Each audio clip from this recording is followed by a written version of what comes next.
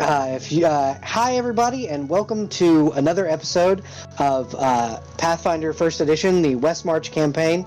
We are joined by yet another group of players who I really enjoy being around the table with. I am here with a wonderful group. We're doing another intro starting quest for another group of characters. Some returning faces, some newer faces. I have been blessed to have players that are so excited to play more of my game that a lot of them made secondary characters. So here in just a moment, we're going to go ahead and go over and introduce those characters.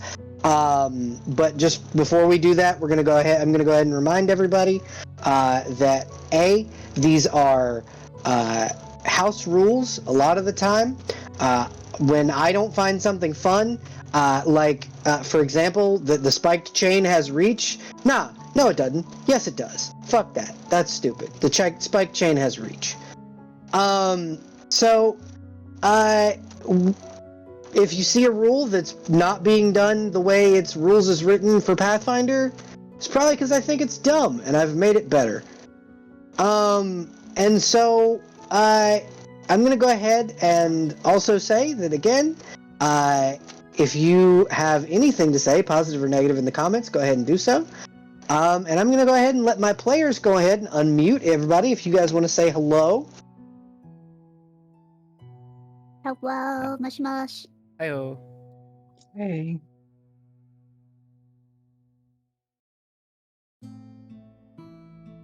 I think we're missing number 4.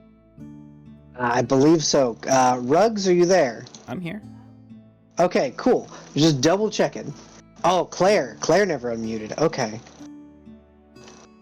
Hello. Hello. Welcome. So welcome back, everybody. I know all of you have at least played at my table one time. Ruggs, I believe, is the most veteran of my table. And also the wonderful person whose OBS I'm borrowing tonight. Thank you, my dear friend. Anytime. So that also means I'm going to pick on you first. So what I'm going to do is I'm going to have you introduce yourself, and then your character, and when you introduce yourself, make sure to include where the audience might find you elsewhere, because I want to make sure that you are sufficiently plugged, because you are awesome and helping me with this. So why don't you go ahead and introduce yourself and your character, please. Okay, my name is Ruggs, and you can find me on twitch.tv and everywhere else at Rugged Sauce. And I am playing Silas today. He's a kind of a mishmash. He's a mess, but he's going to be a fun mess. Aren't all your characters fun messes? That's kind of my thing. It's great. Honestly, it is. I remember you describing Zephyr as that when we first started that campaign, and Zephyr was one of my favorite characters from that campaign. So hopefully Silas is just as cool. Okay, so next I'm gonna pick on Creepy. Why don't you introduce yourself and your character? Hello, I'm Creepy. You can't find me yet. And I'll be playing Akita. She is a Vox mesmerist, and she will just sing you lullabies and overwrite your brain. Wonderful. Real quick, Ruggs and Creepy, what are your pronouns, so everybody knows? He, him. Okay. And Creepy? She, they. Okay. Next, we're going to pick on Abby. If you want to introduce yourself and your character, please. Hi, I'm Abby, or Poppy. You can find me at Petite Faye on either Twitter and or Twitch. I use the she, her pronouns, and I am playing a extravagant little fae by the name of Curiosity Caster, or Curio for short. And she is a summoner. Wonderful. And then, last but not least, Claire. Introduce yourself and your character, please. And gotta do this every time. Every time, especially when you play new characters. This is an old character, though. Okay. Hi, I'm Claire. She, her, he, him. I am playing Boda Blindsmith, a halfling forge priest. That's a war priest archetype. I am playing her because in UEs only halflings can mold mithril, and So- I thought that was cool. It's only halflings can wield halfling mithril. So halfling mithril and mithril are two separate, materials. Yeah. So halfling mithril. If I didn't realize you were doing halfling mithril, you as a halfling could have got that shit for free. Because you're the only people that can mine it. Mm-hmm. We'll discuss that off stream though, but yeah, halfling mithril, when it's used against people as like a weapon, it turns people to precious gemstones, starting with their blood cells. Cool. It's brutal. It's some brutal shit. But yeah, so that is Claire's character, and we are all going to kind of pan in to. It's been a few days. It's been a few days since like the first adventuring groups have gone out, and a new boat from Eos has arrived. That boat being the first with the 2,000 gold piece stipend for the adventuring parties, to kind of keep the town running and whatnot, and also new adventurers. Who here would have liked to have come on this boat versus having already been here? I'm on the new boat. Okay. Silas, I'm not. I wouldn't know because I would be with Ben's secondary character, so I don't know if that means that I am already on the island. So you are already on the Dragonlands. Okay, gotcha. You were already on the Dragonlands. Yeah, you came with the first ship from you came from the first ship from Moon's Reach. Okay. Thank you. No problem. I'm kinda in the same boat with the moth. I don't exactly know where we came from, but I think I kinda just appeared. So you were on the first round of ships from Moon's Reach. Moon's Reach is, if you open up the big bitch file in the Discord, you can see the continent of Cardamom. Moon's Reach is way up in the top of that continent. And it is run by the war goddess Tethala. It is a theocracy run by the goddess of war.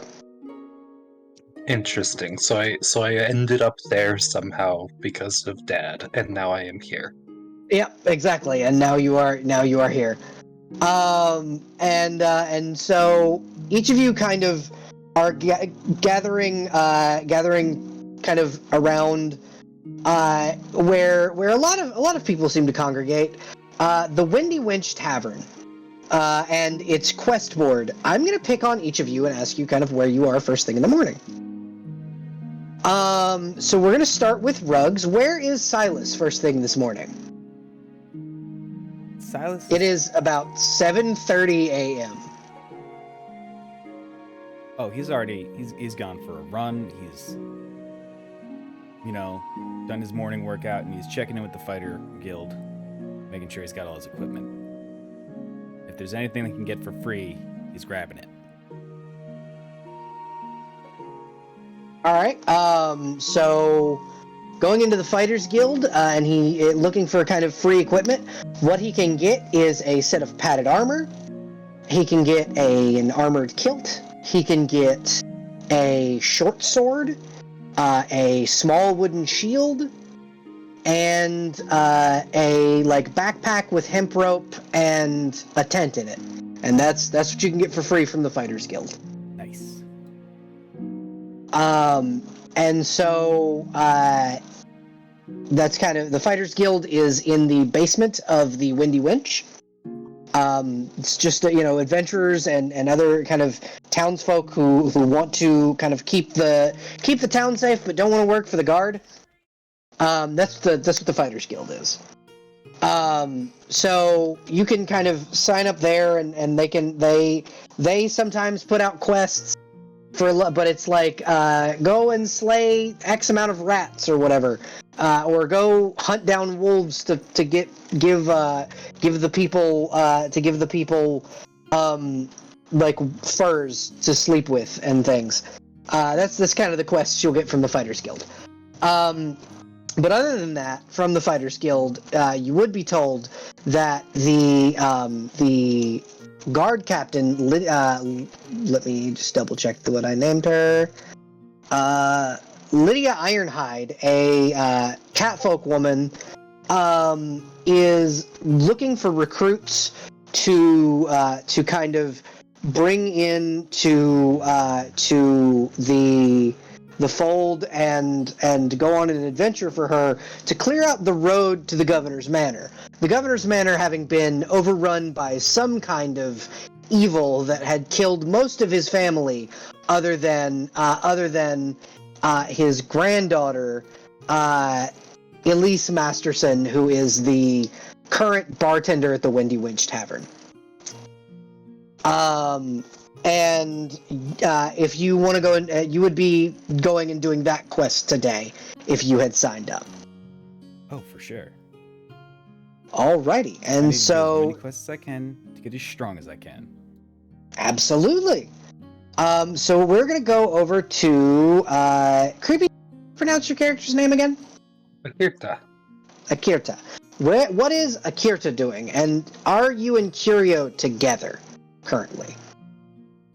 I think Akirta's probably out and about, having woken up and seeing a definitely not concerning note from Nakaway, saying, "I'll be gone, I'll be back, yada yada," and she's probably used to that at this point. So she is out and about. She probably would have found Curio at some point if they know each other. So I was under the impression that you did. If not, that's fine. I'll leave that up to Poppy. I Okay, think we were just on the same boat, maybe.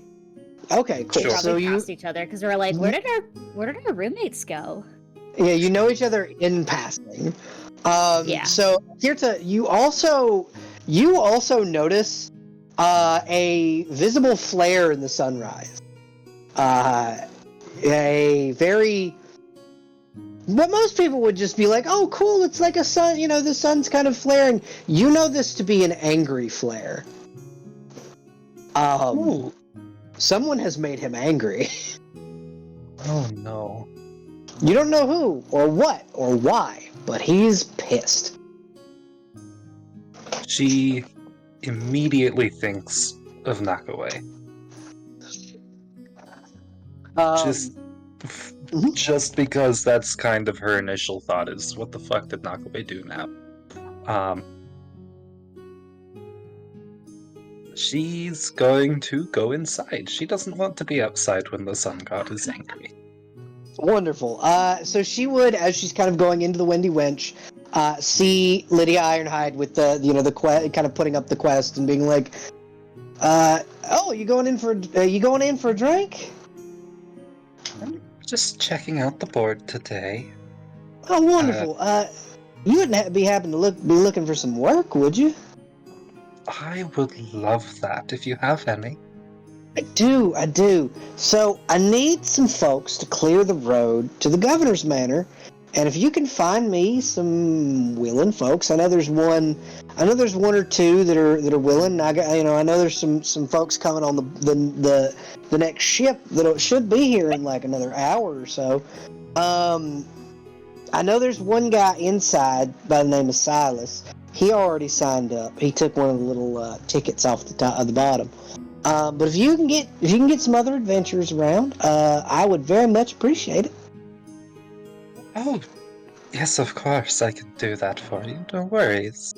Wonderful. Thank you very, very much. And you'll be paid if you can complete this, what I need from you is you're gonna go and beat some lizard folk out of the road, and you don't have to kill them, but if you can disarm them and bring us their weapons, I'll give you 50 silver per weapon you bring back. Fascinating. I shall keep that in mind. Wonderful. And she kind of nods to you. So as you kind of head inside, we're gonna cut over to Curio. What are you doing first thing this morning? I would imagine she is like on the outskirts of town. Was like debating, probably came in from the woods or something like that. And it's just like, okay, I don't know where she went. How can I lose a 17-foot tall woman? Roll perception How do I for lose being a in the tall woods. woman? Roll perception for being in the woods. Yeah, because your friend went into the Feywood. Oh. Maybe I don't want to find my friend. I changed my mind. Should roll a 16. Okay. So on a 16, you see something you didn't expect, but something that seems very eerily familiar to you. In the gloaming of the early morning, you see a green swaying glow around what appear to be 12 fox-like tails.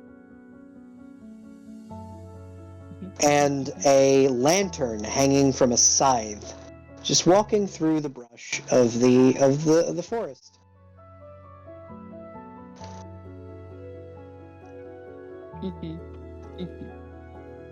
It's an immediate about turn. Yeah, just run like a bitch. I would do the same thing. I would do the same thing if I saw Mifune the Soul Stitcher wandering about the forest. Yep, Curio, God bless her, in her human form, just kind of turns around and briskly goes like, never mind. As a matter of fact, with that roll, you notice that she's not just wandering through the forest, she's actively hunting something. Walking fast. Making my way back to town. Making my way downtown, walking fast. Faster okay, and faster. and until it's a full sprint, because fuck that. I did give her, like, the run feat, so she can run very briskly to get out of Wonderful, dodge. wonderful. Okay, so as you kind of run toward the Wendy Winch, we're going to cut over to the boat. What is Boda doing as the boat docks in the harbor of this little shanty town? Boda can't see but like 30 feet in front of her face. What's yeah.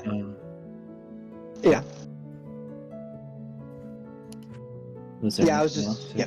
I was just gonna say, what is Boda doing? That was the end of that sentence, but I didn't need to prompt you. You were going because you're great.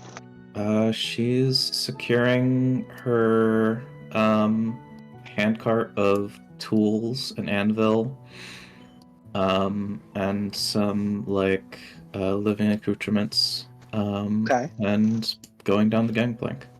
Wonderful. As you kind of go down the gangplank, the captain of the ship kind of comes off with you and goes, "Just so you're aware."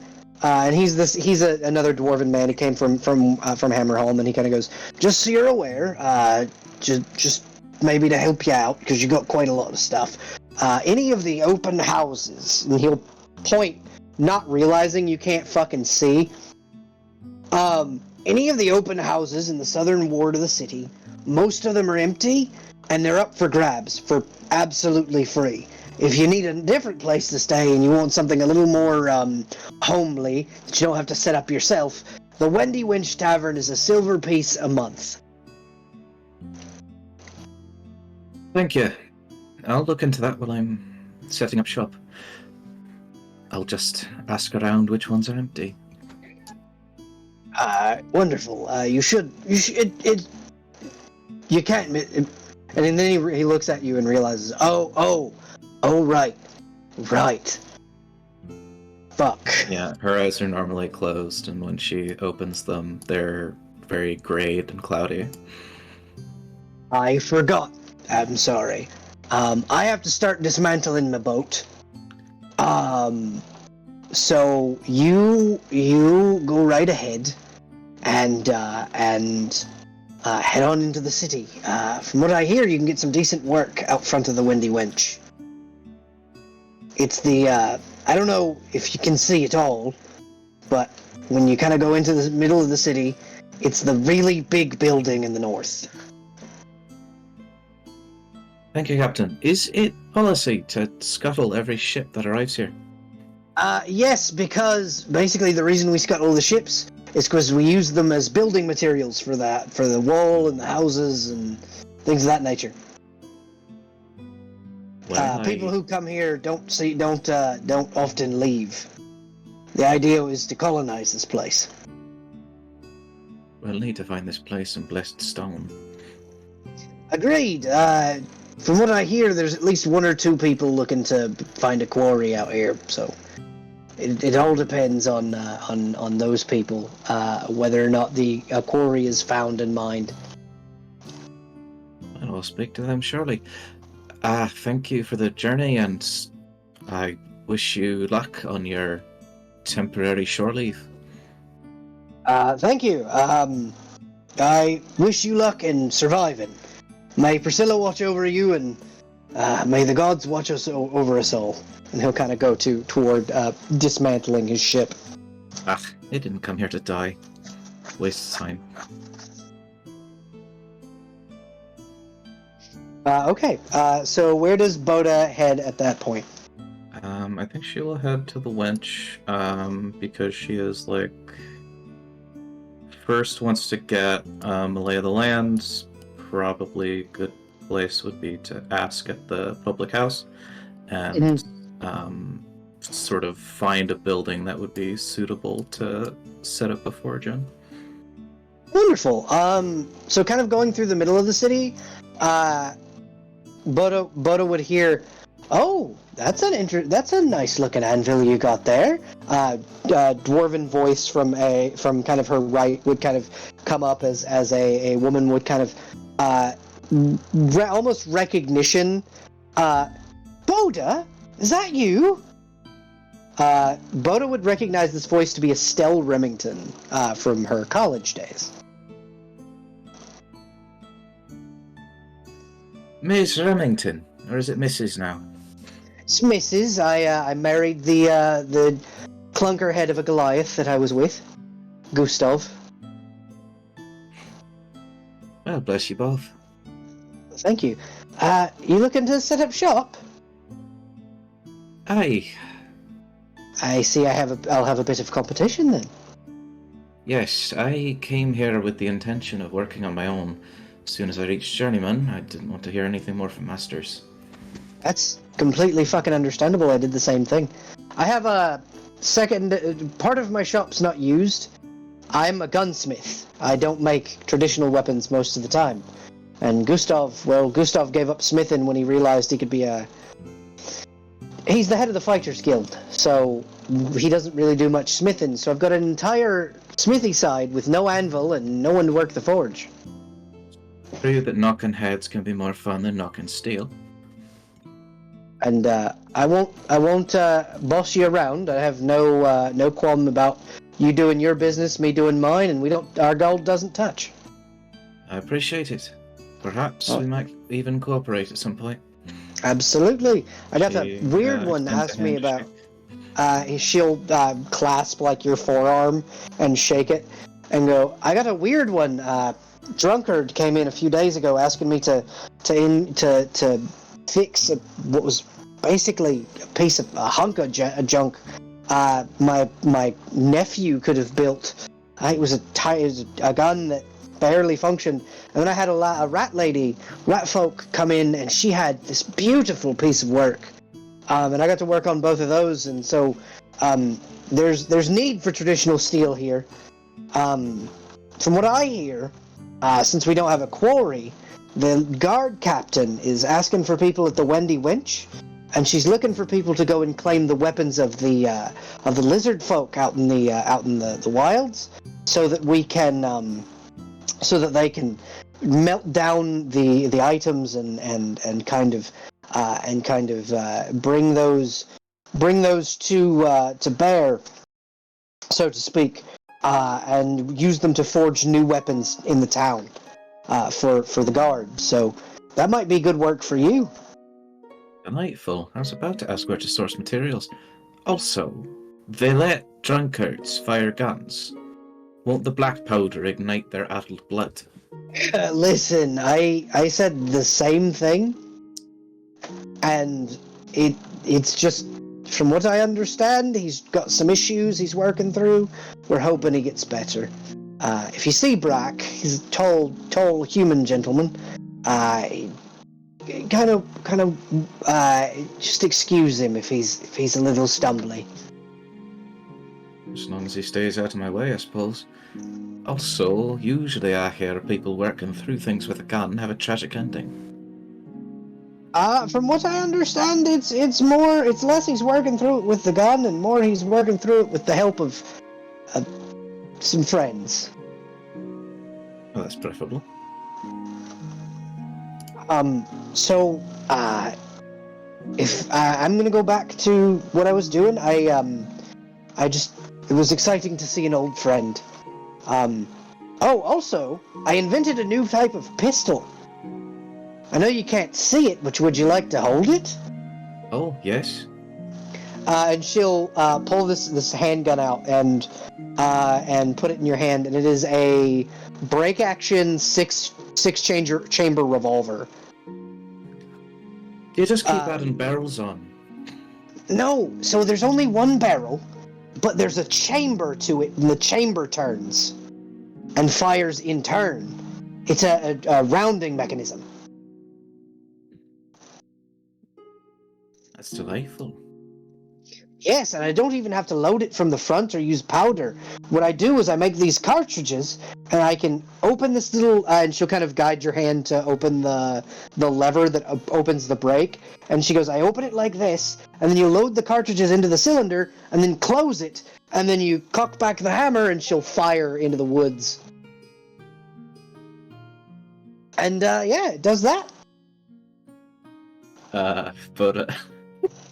Boda claps her hands over her sensitive ears, Oh, gritting her shit. teeth.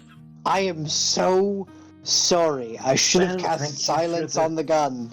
Thank you for your demonstration. Either way, I would have been curious. But yes, it's been very nice to see you, Boda. I thought I might be able to start a new reputation here, but friendly faces are helpful. Trust me, I'm not gonna bring up your reputation from back home. People will soon figure out I'm ornery and arse. Yeah, same with me. We come from kind of the same stock, so. As long as nice people can't do the job security. Amen. Well, may fairy guide your hand and watch over your handle. Okay. I go to the Windy Wench. Okay, and you kind of all congregate at the Windy Winch, and are able to see. Again, creepy. Could you just help me out with pronunciation? I'm so sorry. Akirta. You see Akirta, kind of. I'm assuming going inside and asking around for help. Yes. Wonderful. So Akirta, you see a few adventurers in the tavern. Silas, where are you currently?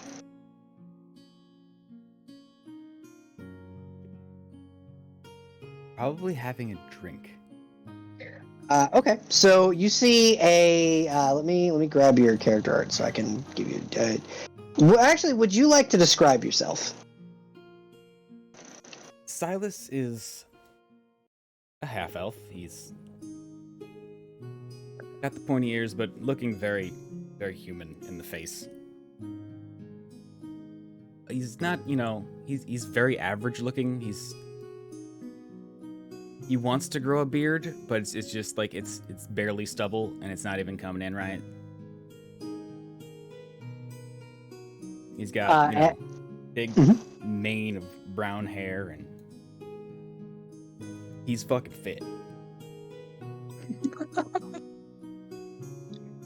A fit man. He's not super tall, but like he's like a 5'9", but he's like absolutely shredded.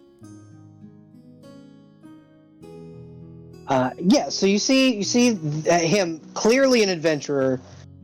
Probably the first adventurer you see, being Silas, and then sitting next to Silas is a human woman, long brown hair, axe kind of strapped to her back, hide armor.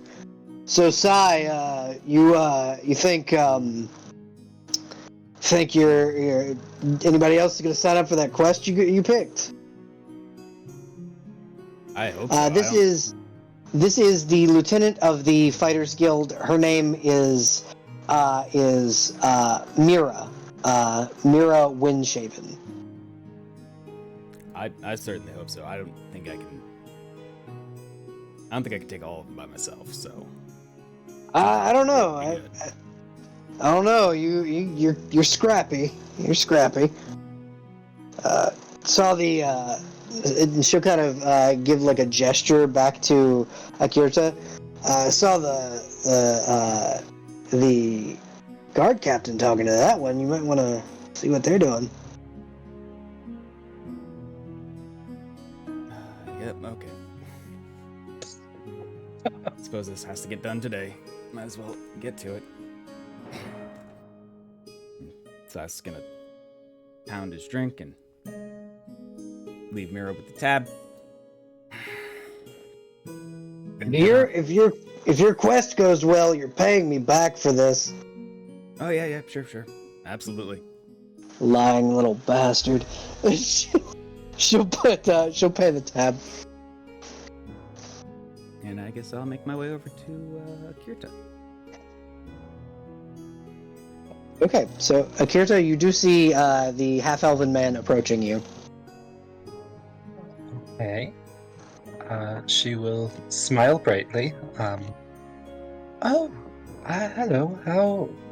How are you doing today? Are you here for an assignment?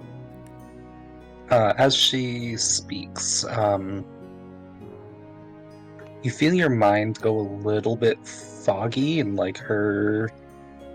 So is there a save for this? There is not. It's just okay. Whoever she is talking to gets this effect. Okay. So, yeah. For a moment, your mind goes a little bit foggy. I don't know how best to describe it other than, like, her voice seems to be emanating some sort of radiance, but it's not visual, it's just a really weird reverberation. But as soon as she stops talking, it's gone, and it doesn't feel like it's registered. So Silas, I'm going to give you a little bit of backstory stuff that you may not have understood, you may not have thought about. Silas, to get to the Dragonlands, would have had to come here via boat, and one of the monsters that you would have faced on the ocean are sirens. This is a very similar effect. Got it. Don't hate it though. Yeah, no, it's not bad. It's very nice. Matter of fact. But yeah, so Akirta had asked if Silas was here on assignment. Oh, yeah. Sorry. Got distracted by something there. Yeah, I'm here. We're Fighters Guild, tasked with getting weapons from, was it lizard folk on the road? Yeah, lizard folk on the road to the governor's mansion. I definitely read the whole thing. I didn't just... I'm looking to gather a few people as I was assigned to. We're going to be clearing out this road as soon as we can. As soon as we get just a couple more people, I think we should be fine. me. I'm always. It is at this moment, Curio, you would probably be like very briskly coming through the doors. So my question is, Akirta, did you move far enough through the doors where you are not run into by this very fast-moving, totally normal Yes. human? Okay. Yes, I would like to also mention, Akirta is very tall, like unusually tall, like not ridiculously like inhuman. Obviously, something's wrong, but you look at her height and it seems a little bit off. That's about it for her. So she's tall. Old lady. But yeah, so Curio, you kind of get through the door right as this conversation is happening, and your senses kind of pick up on, hey, there's work, because you as who you are, you're able to kind of pick up on pretty much everything in the room because of how sensitive your ears are. Yes. This totally normal, like, half elven looking woman, who is a petite 4'11". She's very small. Oh no.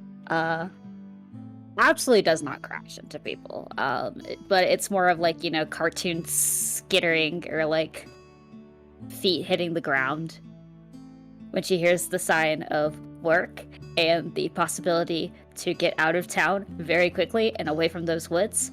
And she immediately turns over and be like, you, darling, yes, you, everyone. I'd like to go. I'd like to sign up. Yes, me please. Are you okay down there? I am perfectly okay. Wonderful, even. Better if we are out of this town. Village. Are you sure? City. Port. It's a shanty town. Well, But I would say right as that happens is when Boda would probably find their way in, and Boda is even smaller than. Oh no. Can you give me a description of Boda, please, Claire? Yeah, Boda is 3'6". Halfling tall. She's got red hair, and like ruddy skin. Her eyes usually rest closed, and she is wearing she's got this like brigandine of mithril plates for armor, and wears a spiked chain around her torso like a bandolier, which is her primary weapon. She's like rocking with a backpack with a lot of tools. And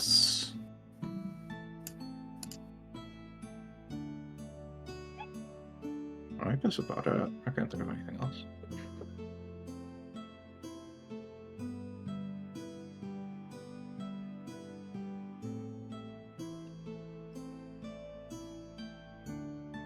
Ian's gone.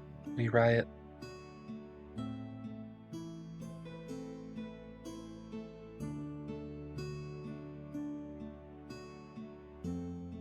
It's okay. We have a 3'6" tall halfling, a 4'11" looking half elf, And a woman. I don't know how tall Rugged is, And a woman. or like, Rug's character is. the side. A half. so Ios is about 5'9"ish. 5'9"ish. A giant among is- us people. Less barefoot. Akirta is freakishly tall. Thank you all for stalling for me. I appreciate it. I had some weird shit happen with my life support. The way I hear like they'll describe the bunny people who are fucking 14 feet tall. Yeah, Yeah, so the Hera are that's my best massive. friend.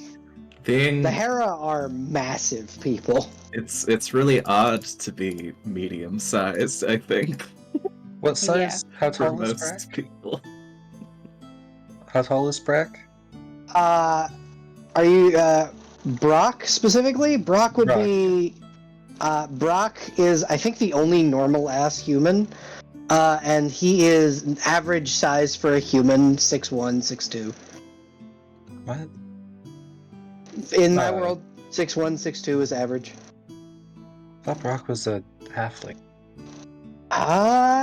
No, I'm pretty sure Brock's a human. I could be wrong, but I will double check. Claire's Oh, character? you mean Oh, Boda.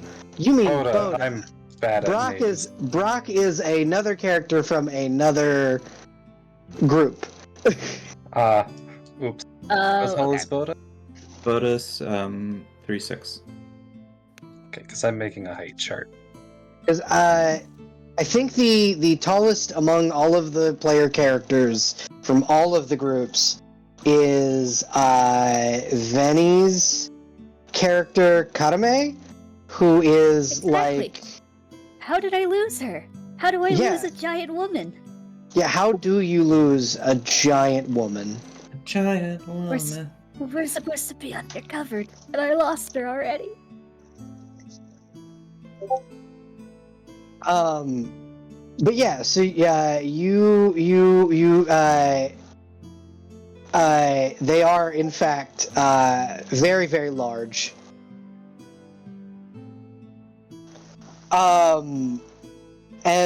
But yeah, so like it's not common to be that large. There are a few races like half giants, the Hera,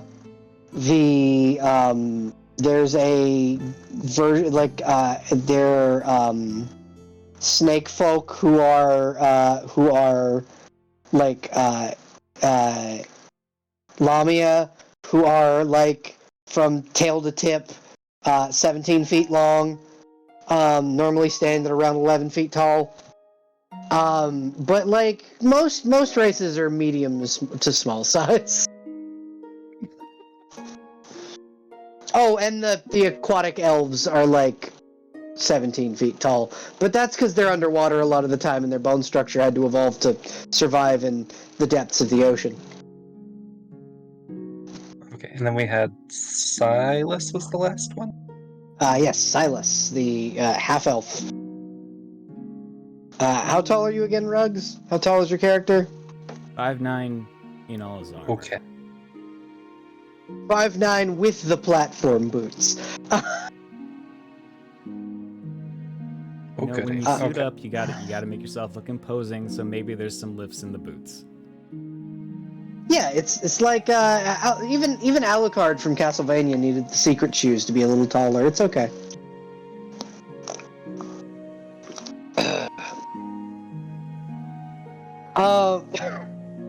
But yeah, so you all kind of are able to get together, and Boda, you would probably not have heard the full conversation, but you would have heard the very fast-moving half-elven lady go, "Yes, me, work, please."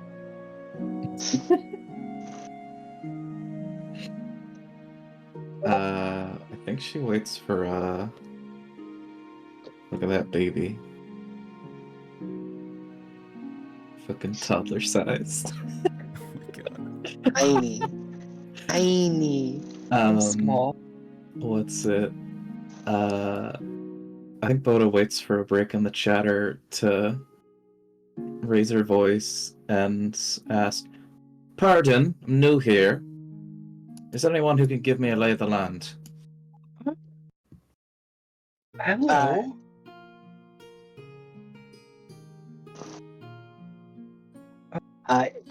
You go ahead. I suppose I could. Boda screws up her face as her brain starts short-circuiting from hearing your voice. terribly sorry. Are you all right? I think so. Pardon if this is insulting. What the fuck is wrong with your voice? Oh, well, my voice is magic of a sort. I speak and it does things as I speak. I like it. Like a blanket. Very well. Um, Is it a thing people get used to? Yes, well, sometimes. As long as I'm not intentionally being malicious, you'll get used to it. I will say, if you are if you hear my voice, it just makes you a little bit fuzzy. If I'm directing my voice, then you have issues, but I'm not really directing my voice at the moment. I'm afraid I do need my full faculties. Does anyone who doesn't make my brain fuzzy have a lay of the land? You Well- hear. Mhm. Curio, this other little one here, she's been here about as long as I have, so if anybody really nearby could help you, it would be her. Oh, yes. Hello, darling. I know my way around the woods, but right now, certain woods are off the limits. Just off the limits. Don't ask. We're not going that way. I wasn't planning to live in the woods, I was planning to live in town. Unless all the shacks have been filled up. I am not entirely too sure. They're probably very open vacancies. There around. are about 30 empty houses because a lot of the people were kind of dragged into the Feywood by gnolls. Oh, So there's like 6 open houses out here, or no, numbers. 30 houses. Yeah, there are a good bit of just empty houses. Yes, there are 30. I think that's a larger number than 6 houses out here that are open vacancy. do they build Sorry. spares, or has there been a population contraction? There's a little bit of both. Is there a process of real estate in place, or are things so ramshackle that I can just sort of pick a structure? I mean, as long as one doesn't look particularly lived in, I think it should be quite alright. If it's locked, I'd probably not try and move in. Is there even a locksmith in this town? You hear a deep to you familiar voice and you hear, "Yeah, I'm the locksmith. Hey, Boda," and this is Gustav Remington, the husband of your friend. Oh, Gustav.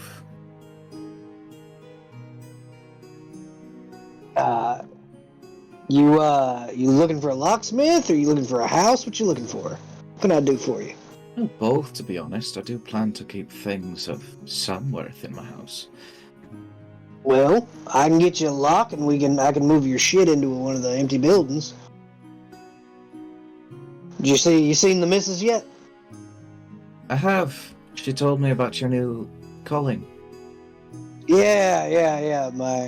My fighters guild, the guard weren't quite up to snuff, so to speak. So I built up a group of I don't want to say the best of the best, but they get the job done, don't we, Silas? This is your guild master, by the way, Silas. Haven't failed yet. That's the spirit, buddy. Yeah. Silas here is a decent fighter, and he won't steer you wrong if you're going out with him. You got, but housing wise, pretty much just pick a building. If it's not already lived in, it's yours. Very You well. wanna lay official claim to it? You speak to the mayor. I'll have to see around as to suitable buildings. I can always move you into our secondary if you want. It's a little house we built out back for the missus's mother, but you know those snooty assholes, they're not coming down here.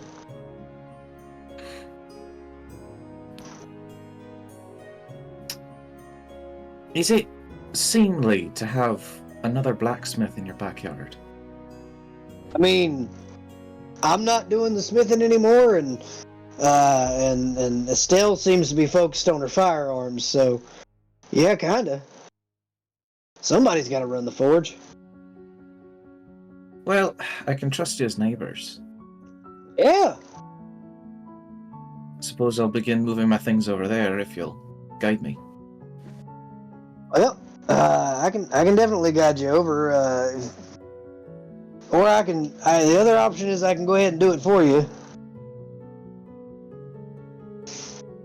and then I'll show you to your house once it's all moved in. I don't have much going on unless I did hear there's work to be had. Yeah, I was actually going to ask you about that. My boy Silas here is heading out to take care of a problem near what was supposed to be the governor's mansion. Silas, you fill my friend in here, and Boda, I'm gonna take your stuff on over to the house. Yep, definitely. Read the quest board. Alright, Boda will allow him to take the handcart, and she pats the anvil. Don't let it fall to the ground. I want all her luck, none rubbed off. Listen, you think I'm gonna let another smith's anvil hit the fucking ground? You know what? Ask you not to be careless. As a matter of fact, and he'll lift it out of the cart onto his shoulder. I'll carry it personally instead of the cart. And he heads out. Thank you kindly, sir. You're welcome. Yeah, now you are left with your friends in the tavern, or your new acquaintances, I should say, in the tavern. Yeah, she'll turn to them. Right, so I'm Boda the blindsmith, is as I'm known. Are you the lot that's gonna go and take care of this business? We are. I was curious what each of you were capable of doing. Well, I'm pretty good at smashing stuff. Alright. And you, Boda, was it? As incidents of my training, I also know how to use weapons, and I can provide magical healing. Okay. And, the half-elf, I don't think I got your name?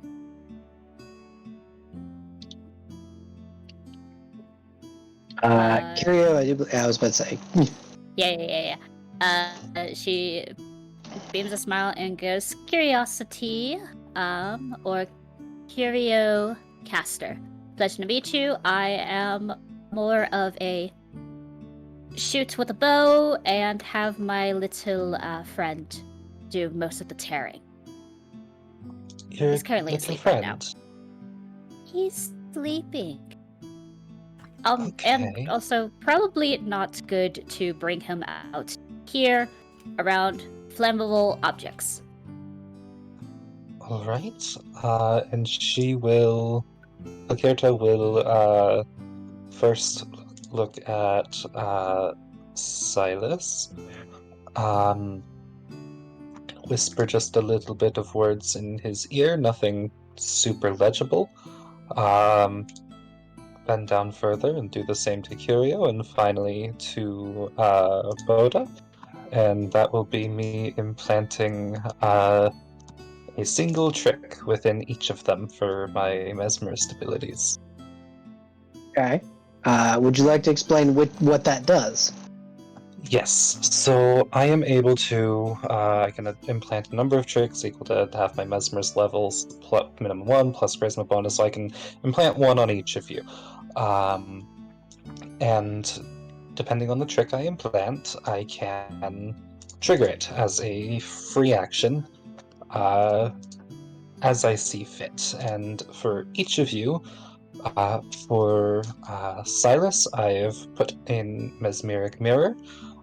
When you are attacked, I can create an illusory duplicate, such as I think it's the mirror image effect, essentially, where there's always a chance that it will miss. And then in Boda and Curio, I put in Shadow Splinter. And so what that will do is if you guys are attacked, I can reduce the damage, and if there is somebody else nearby, I can make that other creature take the damage instead. Ooh.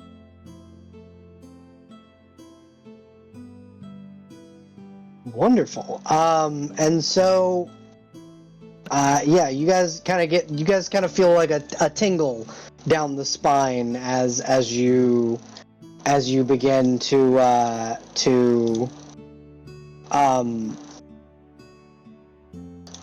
kind of be around your new friend, and she whispers in your ear for a moment as these tricks take effect. I feel like to Curio, it feels like she's back at home, literally. And like, Yeah. Sorry, did Akirta explain that she was giving us boons, or just kind of come around and whisper kind of to weirdly us? whispered. Yeah. No. She whispered in your ears and would have explained that these are just something that should aid you should you be attacked. If you are about to get hurt, I will be able to lessen it just ever so slightly. Delightful. Do you have to whisper? It's a bit creepy. I do, unfortunately. It is a vocal effect. I did know some people who could do it just by looking at you, but I never picked up that specific talent. Understood. I suppose I can't blame people for having somewhat unnerving magic. Mark that down as terrifying.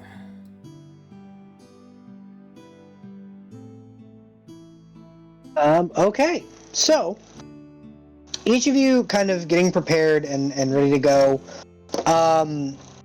You know that the governor's mansion and the road to it is less than a day out of town toward the south. So you're not going into the Feywood, which is a boon for Curio. Finding out that you're kind of going into the Southwood, known as the Hedgewood, is definitely an easy, like a good for you. I need one of you to roll me a D100, and I need the other somebody else to roll me a D12. I'll get the 100. D12 from me. Okay. 2. It's not Death Dragon. I'll take it. Probably.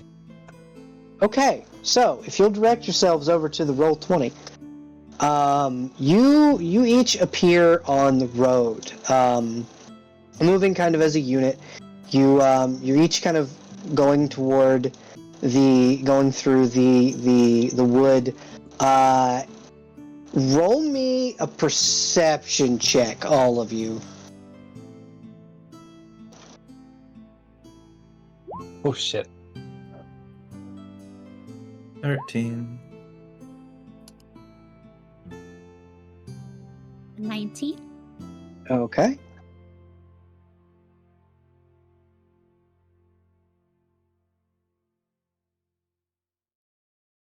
And then Ruggs, I'm just waiting on yours. Just trying to figure out what my perception is. Okay. It's not good. Yeah, that's understandable. You might want to input your HP, just so you're aware. Never, Just, Okay. you're gonna need it. never putting in my character HP, as I will simply never be hit. Don't worry about it. We're I'm fine. We're trying to gods. Don't You- attempt. Yeah. You say that. You do No. say that. Give it, 12. Belle. Give it to me. This is what I've asked about. What the fuck? Yeah, you're gods. Totally Yeah. gods. Is that Yeah. That. the fuck? Allow me to explain what that is. As you begin moving through the wood, you see a large shamble of vines begin to move on a large, bulbous, glowing plant-like creature. Snake-like heads slither out as they watch you in the forest. What do you do?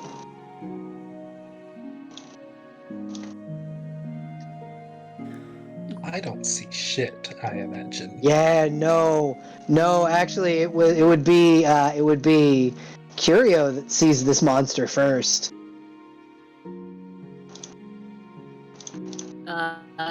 She would stop in her tracks, put her hands outstretched, and then turn towards the others and be like, "Who is good at talking with plant snakes?" Hmm. I am good at making plant snakes less functional. Can I do a Mhm. nature check? Okay. Okay. You may do a nature check. At this point, everyone would be able to recognize the giant monster in the room. Let me just make his HP visible for everybody. Dirty 20. You would know that this is a monstrosity. It is not natural of the world. It is when what is known as it's corrupted fey magic has infested a plant here, and it has created this monstrosity of a creature known as a vine hydra.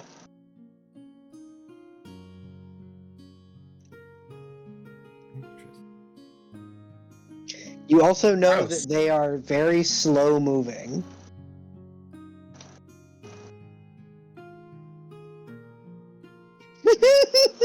I see Boda just like, I wonder how quickly I can move. Roll a stealth check if you're running away. Yeah. A stealth check to run. To not catch the thing's attention, yeah. Not stealthy. Okay. Quick, pick up the lad. The lass and run. It saw movement, and it moves. Normally, these are very slow moving. This one, on the other hand, is not. It's very fast. Well, Okay, 17. What is that 17 for? The stealth. Okay. You are able to get the fuck out of Dodge. It does not see you. You may move. You should have control over your token. Just trying to zoom out, get a lay of the land. I will also try and move away. Yeah, me too. Yep. Especially when it slowly started getting closer. Oh no, it wasn't slow. It saw movement, and it was When like...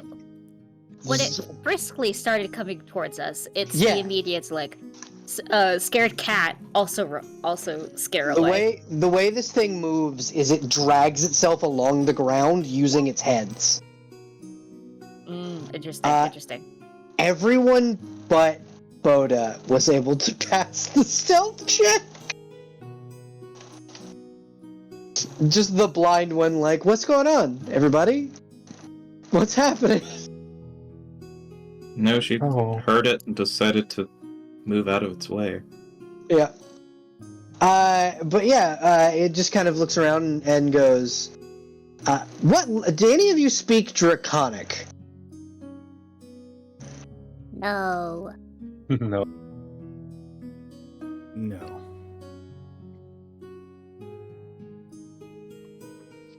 Boda, do you speak Draconic? So none of you understand what it says.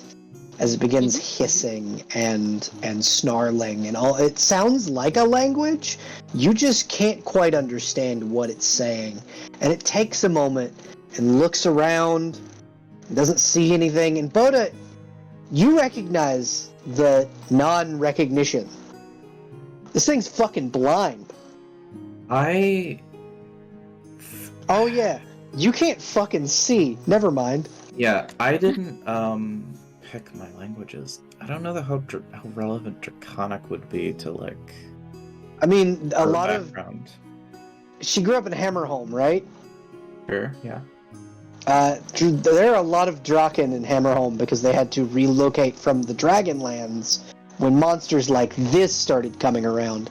So, pretty, like, the smithing colleges likely had a lot of Draken because it's one of the easiest jobs they can get because a lot of them have fire breath. Sounds good. I can learn 2 extra languages, so let's make one of them Draconic. Little ones, where are you? Oh, don't think they'll answer. Oh, hush you. You don't know. Some prey aren't that smart. We can smell you, but we can't see you. It's been a long time since we've had visitors.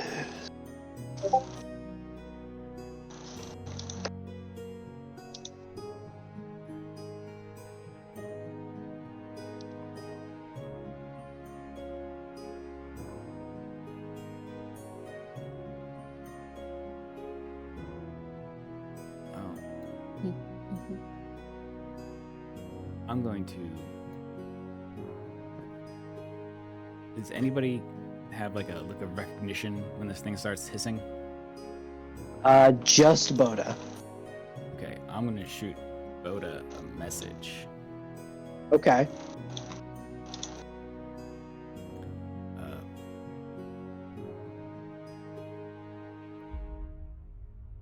What's up? You do have 25 words. It Just seems what's up? like you know a thing. This is where I can just reply quietly. Yeah. Yeah. Isn't there a perception check to be able to hear the message? Anyway. No, it's just an immediate. Yeah. No, I meant for like other people outside of Oh the yeah. message. No. Yeah. The Hydra's rolling. Don't worry, and it gets to roll 6 times. Cool. It can't see where we are.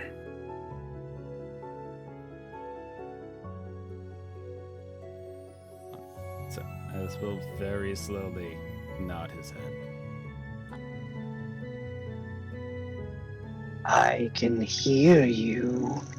It's not nice to whisper. Why don't you come out and play? I won't hurt you, I promise. Sense motive? Yeah, go ahead. Oh dang! I wish I could hear That's it. sketchy. That's sketchy as shit. 22. Yeah, no, this motherfucker is absolutely lying through its teeth. It's literally trying to coax you out so it can eat you.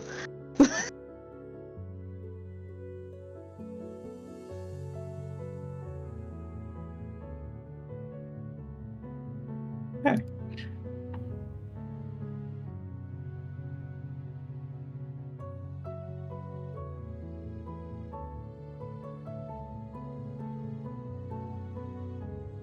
But yeah, Boda, you know for a fact that this thing is like, it's trying to lure you out, so it can fucking eat you. Okay. Can we sling a stone just like in this north direction? You can. Roll an Okay. attack roll. Like a ranged attack roll. Or if you have a sling, just use it. Yeah. Of course, I didn't have an attack macro for this.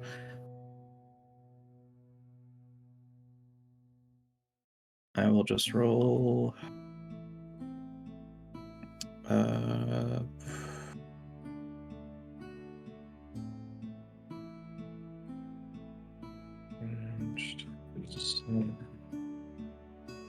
There we go.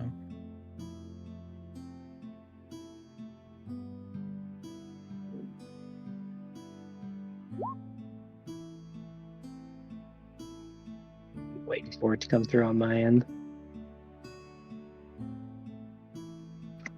Okay.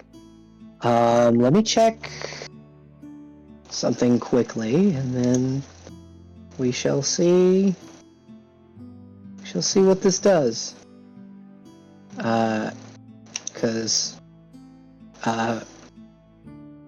Yeah.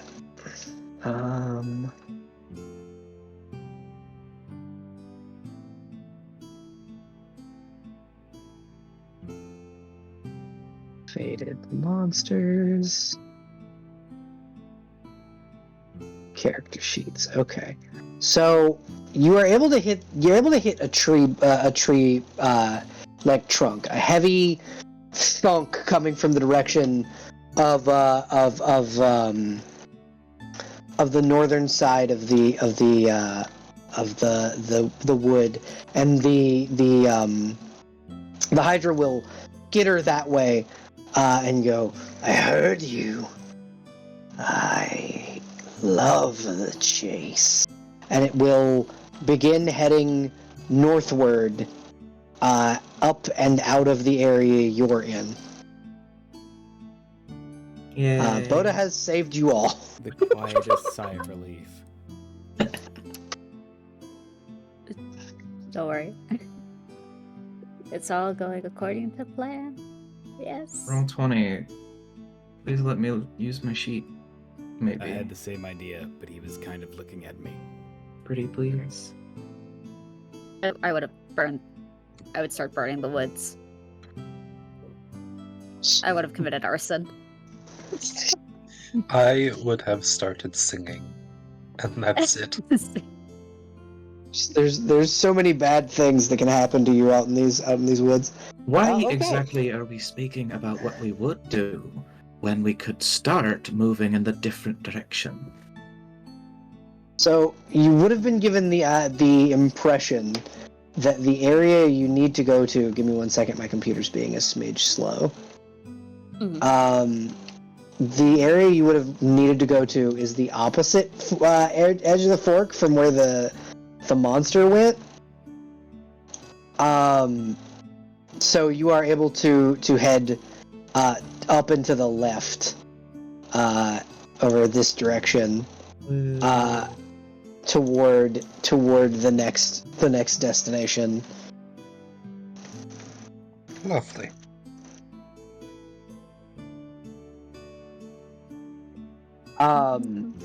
Boda, do me a favor and mark. Just actually, you know what? I'll do it. I'll go ahead and mark it because. So the kind of the way doing leveling now is based on the cool shit you do in session. Mm-hmm. So Boda would have just earned Boda's level up by saving the entire party. Don't level until Halfling after problem session. solving. Just throw a rock at it. Yeah, exactly. It's 100% always just throw a rock at it. It'll be Throw a it'll be rock great. at it. Had no cover and didn't want it to attack me when it sees me throwing the rock. I was blind. Yeah, it couldn't see you. Boda. I thought it was like Boda- T-Rex, like don't move. Yeah, no, it's just blind. Okay, so In it's general. just blind. That's okay. It's just a blind monster. It hunts on scent and sound. Okay. Okay. That's good to know. And Bodo would have been the one to kind of explain that to you because Bodo was the one that figured it out.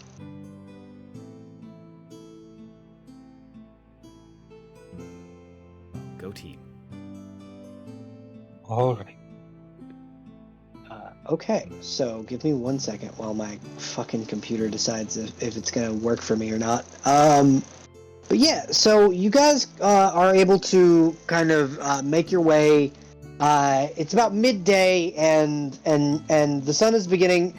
It's not the sun isn't beginning to set, but it is cresting over to that area. Does it still look angry? It looks less angry and more like he's watching over the Dragonlands. There's something very intent about the way the sun is shining over the Feywood specifically. Gosh, I love that. How angry is the sun? It used to be very angry. It's a little bit less angry now. Yeah, it's is the sun is slightly less angry dad now. Oops. Okay. Didn't know the sun was angry. That's just another thing to be terrified about. Love this. Oh. I assume that has to do with the person I am staying with. They disappeared this morning. Now the sun's angry. It happens.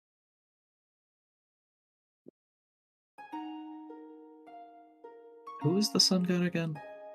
Gatlock, the god of the sun, god of rebirth, and basically adopted dad of the entirety of the Aquila race. Okay. Yeah, Boda's still thinking about the corrupted Hydra and just like...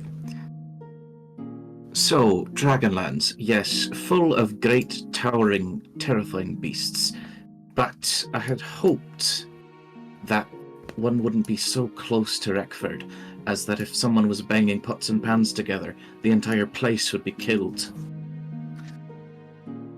That seems to be pretty standard around here. Danger is just on the edge, but that's why they're hiring in specifically adventurers to help hopefully deal with the threat. It was Silas, the name of the Adventurers Guild party member? Yes, Silas. Silas, do you know if there are scouts keeping an eye on the surrounding environs? There were. There most definitely was at one point. It's been a little bit. And this place is in desperate need of new blood, I suppose. That's what the boats are for. Once we return from this, we should tell the mayor, or really everyone, about the proximity of that Hydra.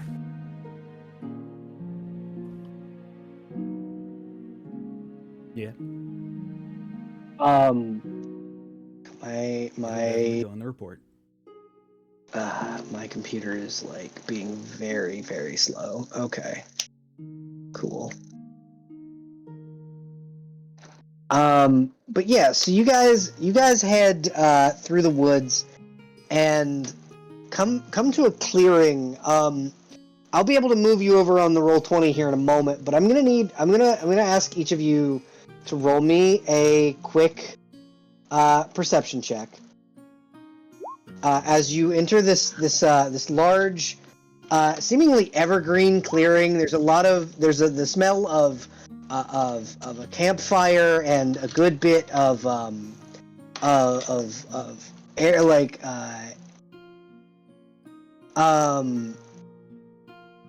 there's a good bit of like the smell of cooking meat, and just in general, you're able to smell it before you see it. So if you wouldn't mind rolling me a perception check, please and thank you, and letting me know what you rolled.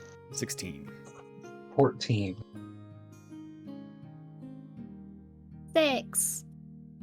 13. No. Okay. So,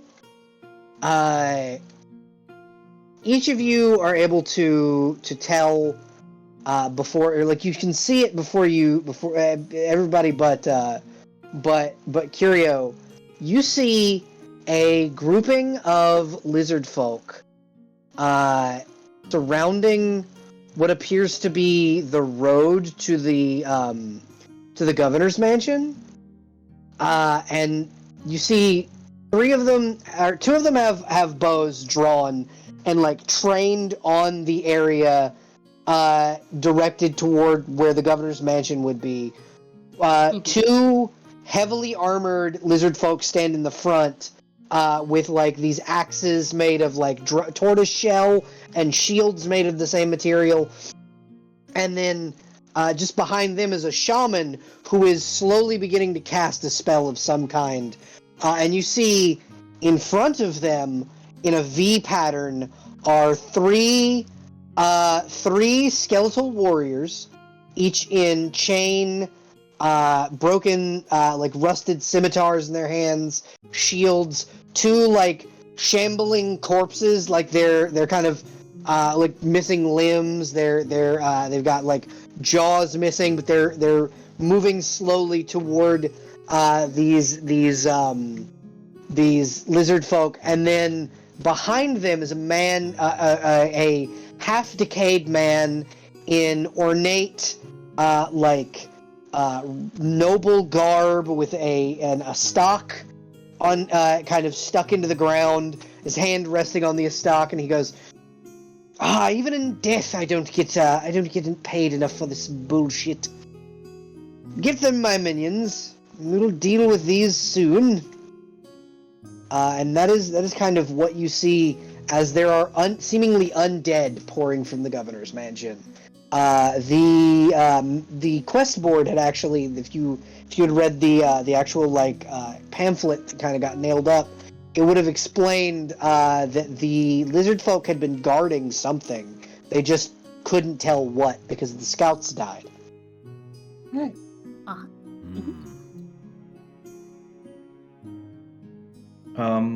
I would like to cast Spellcraft to identify what the shaman was casting.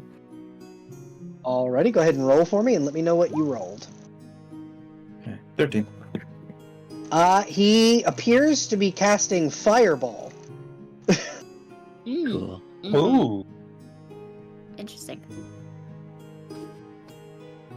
He is attempting to would anyone- conjure a fireball. But it's not directed towards us, it's towards the skeletons. Yeah, he's definitely directing it toward. They don't know that Okay. you're here yet. You're Yeah, like hiding in the brush. their backs. Currently. Okay. Well, I mean, unless someone stops Curio, because she'll keep walking, because a 6 Hold- doesn't say anything. Yeah, Hold on. yeah. Hold on there, Curio. We have a little bit of a situation up ahead. You need to go on my shoulders there. You can probably see it.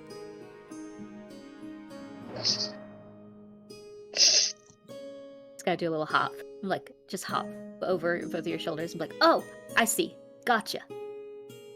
Yes, are we looking... So there are undead. Are we looking to take care of the lizard folk, or should we take care of the undead first?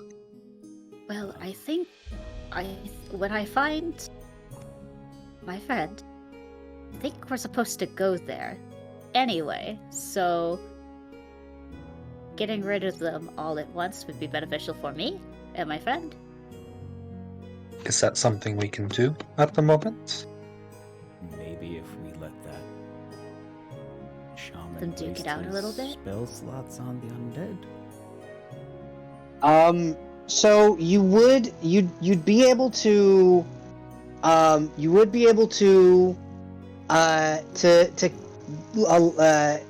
if you would like, roll stealth for everybody. I want everybody to go ahead and roll stealth, and let me know what you got because I'm still kind of rebooting my computer 24. real quick.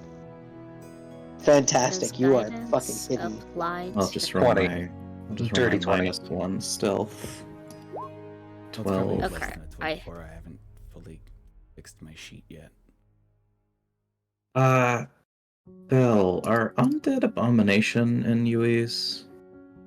They are indeed abomination in UEs. Okay. I would do guidance, but it only bumps me to an 11. Oof. Okay. So, because the undead are a little more preoccupied with the group of lizard folk in front of them, they're not exactly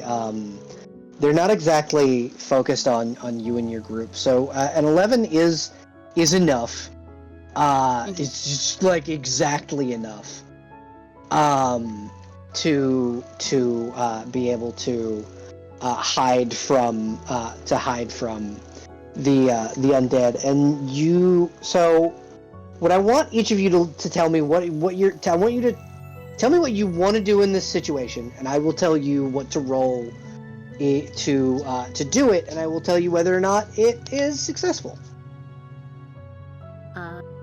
My thing requires a minute to do. I don't know if we Okay. have that kind of time. Probably not. Can't summon the boy. Gotcha. Yeah, you can't summon the boy, not just yet. Then Curio would admonish that we do nothing and let them duke it out long enough. That is If she is not a probably for fighter. the best. Let them deal with each other, and then we'll take out the victor. Yes. Boda, yeah, she won't say anything, but she won't move. Alice is gonna prep a charge, but hold on for the right moment. Okay, so the group of undead seem to be slowly shambling toward the shaman who is beginning his cast, and I'm going to go ahead and roll a concentration check because he is trying to concentrate versus fear.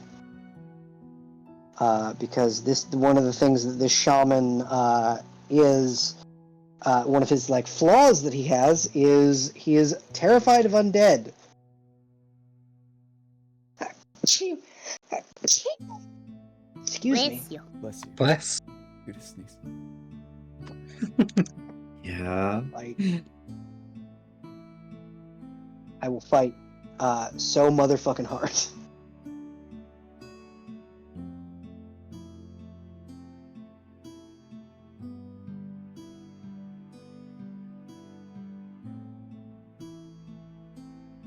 Okay, with a natural 20, he is able to resist, and you see he unleashes the ball of flame as he does this, as a reaction, what appears to be an undead like overlord type figure casts Dimension Door and teleports away. So now you are left with you see the two shambling corpses are burst into flame and dead, and then what are left are these three skeletal warriors kind of walking their way through the fire. Can I sense motive on, like, do we think these lizard folk would be cool? Like, are they, like, just trying to keep the undead at bay? Roll me a sense motive. And let me know what you rolled, because my computer's almost done rebooting. Okay, so you can't really tell. You know that a lot of the time lizard folk are very territorial about where they live. Just as like a people, they're very like, we protect this land. It's not our land. The land exists on its own, and you can't claim it. Which, you know, is all fair points. And so you also know that the lizard folk, you as an adventurer, as a Fighters Guild member, know that the lizard folk not particularly fond of the townsfolk of Reckford. Yeah, we are basically trying to claim the land. They attempted to advise against trying to do so, and the mayor of Reckford was like, listen, we don't have much of a choice. We're stranded here. And so they're kind of just stuck between a rock and a hard place with the group, the Reckford like settlers, and themselves kind of at odds as to what to do. So you know they're probably not going to be cool with you, but they'll be more cool if you're attacking the undead and not them. They're between us and the undead, yeah. Yeah, I'll actually give me 1 second and you'll be able to see it.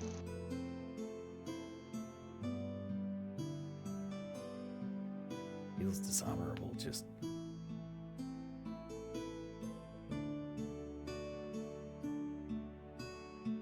Stab her in And the I back will while get they're your... dealing with undead. Yeah. So this guy teleported away. So you should be able to see it now. I just gotta put your tokens on the field. So that guy teleported away. These ones are dead. Like hella dead. Boop. And boop. And so it's these three that are left. Kind of shambling. That's a dead lizard folk. And then these three are kind of shambling forward. With they're not looking great. The shambling corpses. If we go now, fortunately, we'll probably have a better chance. They won't be able to regroup. It's probably a good idea. Do you wish to help them? I can shout in Draconic that, well, we'd prefer to fight the undead to them.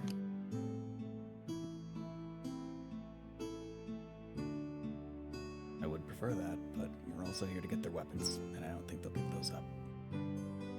Although I suppose we could bring back the undead weapons. They seem to have better weapons. think- Probably bring back all of them. Bringing back them Yeah, all would probably be the best bet. Yeah, the guard captain did say you don't have to kill them. You just need to bring back their stuff. We are technically tasked with a mugging, so we don't need to lay them. We can lay them out instead of cutting them open. It works for That me. is true.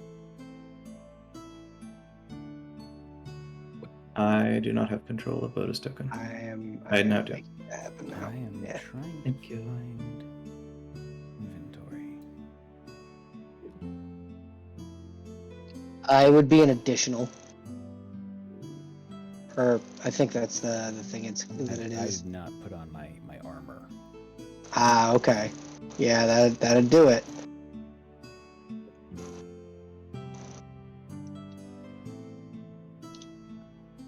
Okay, so there's that.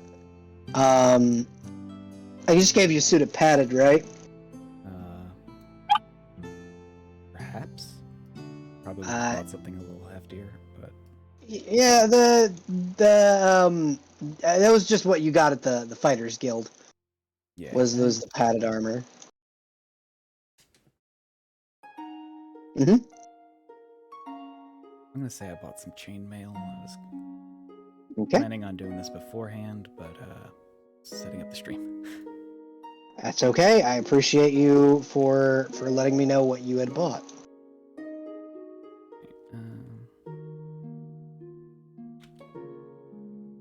Yeah. Okay. You should have a set of chainmail on your sheet now. Perfect. In theory, if my computer loaded it.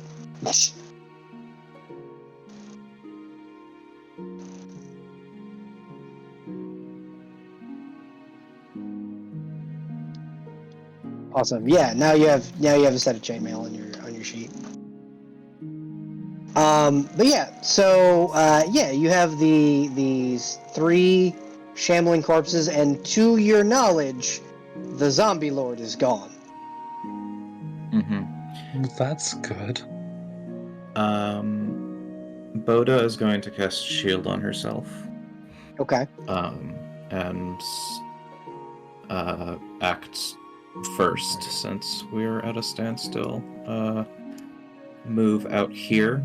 Okay. Away from the cover of others, away from like the others, as they stay in cover probably. She's not being sneaky, she is going to come out and shout. In Draconic. Strangers, would you like some assistance? You see one of the two kobolds that are with the lizard folk kind of turn and go, "Oh yeah, no, we definitely need help. These things keep coming out of the mansion. They don't stop. We keep hitting them with rocks and they just don't die."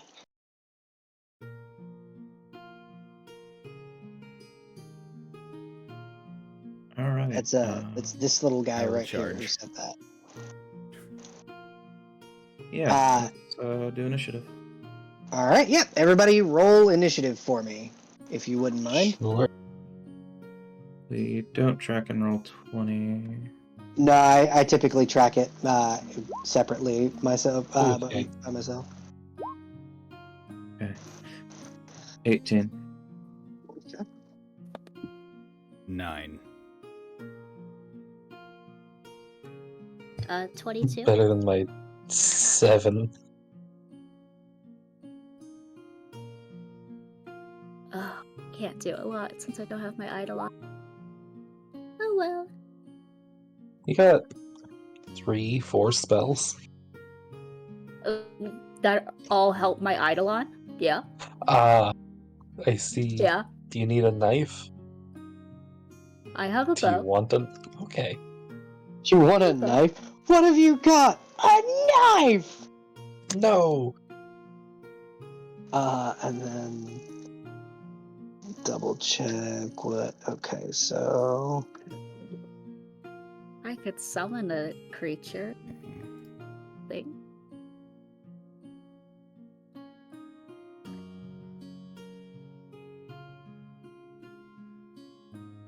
all right. So, first up is going to be. So you said you charged, right, Ruggs? That was the Yep. thing you wanted to do before. Okay, charge to your max distance. Go ahead and Is do that. Normal move speed for I don't know. Yep, it's to your. It's. I believe it's to your full and normal move speed. Oh well then.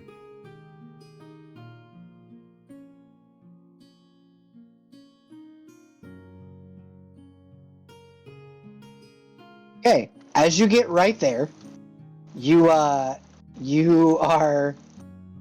accosted as you see the zombie lord reappear. God fucking damn it. And I need you to roll me a will save, please. Joke's on you. I have a level of sorcerer, so it's not +0. It's a 19. 19. Okay, so you do save against his hideous laughter spell. You're boned now, flesh bags. Yeah, pretty much. It's very. He does have a very Skeletor voice. Yeah. Fuck you, He-Man! Up yours, woke Morris! Oh my god. We'll Oh, see God. who cancels who. Wouldn't it be who cancels whom? Fuck you! But yeah, so the assistant governor, Louis Masterson, is going to attempt to cast Hideous Laughter on you and fail, and then is going to use his next action to cast. Actually, no, he's going to cast invisibility on himself again and disappear.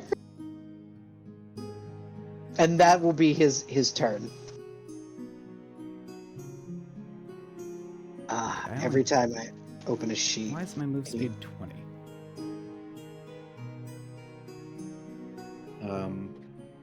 You're wearing medium armor. Ah, It reduces your speed. yeah. I played a full sorcerer for so long. I didn't even wear armor. I got 15. Yeah. I got 15 feet of movement. He was How just did you walking around survive? shirtless. Oh, I splurged on very good armor so I could keep my full move speed. Oh, I mean, I will next time, but Ruggs put this character sheet together in like 45 minutes. Valid. But yeah, so he's got a little ninja mask indicating you guys can't see him anymore. So just ignore that Skeletor's over here now. But yeah, so next up is Curio. It's your turn. Uh-huh. Uh-huh.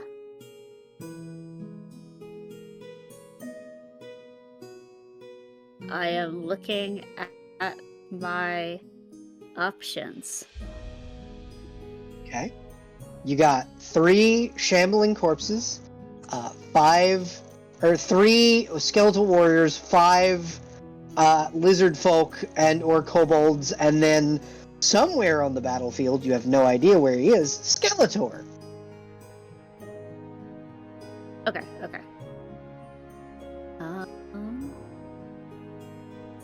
Maybe I go. Because he has a +5 to scent tracking, but do bones smell good? It's gonna be stinky. Which, well, currently he's a lot of rotting flesh. Like he's a zombie lord, so like he's stinky. just sniff him I out. mean, he probably smells because he's filthy rich, right? Yeah, Absolutely. obviously. Okay. Sorry, this is new thing, new stuff. You are Is there okay. a range on this spell? There has to be a range on this spell. Come on. 25 feet. Okay.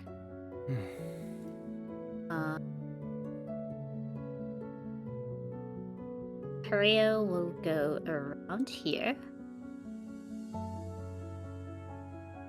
And right next to the lizard folk and the kobold, she will cast the spell Summon Monster 2 Okay. and summon a wolf there. Which I Okay. guess has to be either celestial or fiendish. Oh, wonderful. So you summon a spiritual wolf.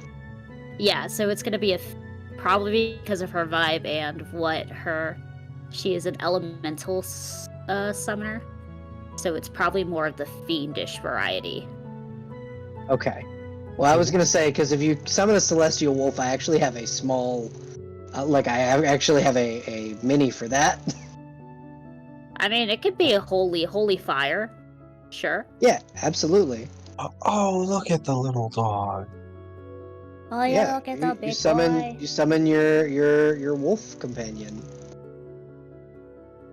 Okay. And you said like right here, So right? Yes. Okay. Then I assume it's similar to D&D, so it's my turn and then it's the wolf's turn, or do I have to use? Yeah. Like, So it'll go after your turn. Okay. That is a standard action. Mhm. I am pretty sure that is all I can do. So We're using I will hide behind Unchained. this. Yep. This is Unchained Action Economy. So you got three actions. You have 3 acts. Yeah, 3 Cast acts. summoning that creature is a standard action, or is a it's a simple action, so it is 1 act. Yeah. So Okay. you can like do an attack, stuff like that. Yeah. Okay, so Thank you, summoning is different than, or spell attacking is different than. I can attack and summon, Yes. or is You that to can be attack. bonus action? We're using an alternate rule set for Mhm. action economy. Okay. The basic ones you read. Let's see, you would normally be able to cast a spell or attack, but this allows you to do like you can spend 3 actions attacking. Yeah. So I think casting the spell Okay. would count as 2 of the actions. Is that? Or is that different? If it's a standard action casting time, then it is simple and is 1 act. Yep. I thought that I was assume- specifically swift spells that were 1 act. I, as the DM, am going to go ahead and rule it as that you can just cast it as 1 act. Okay. Uh-huh. Okay. Let me see what the range is on my bow, because I don't know really.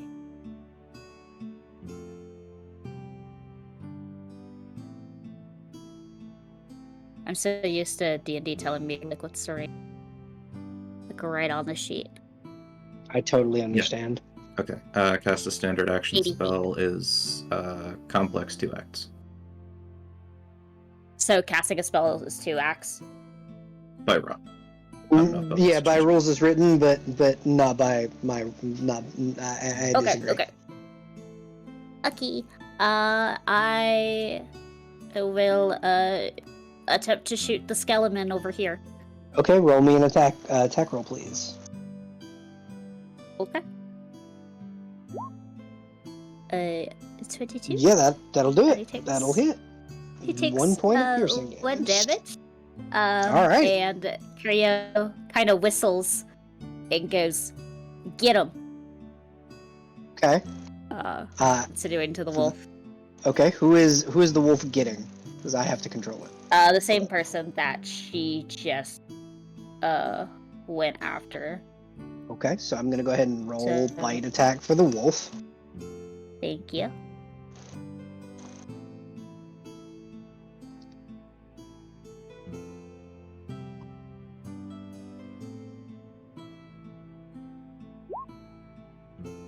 That's Yeah. a 6. That makes sense. And because he's a summoned creature, he doesn't get the full unchained action economy. He gets a 1 act. Yeah, So- makes sense. Okay.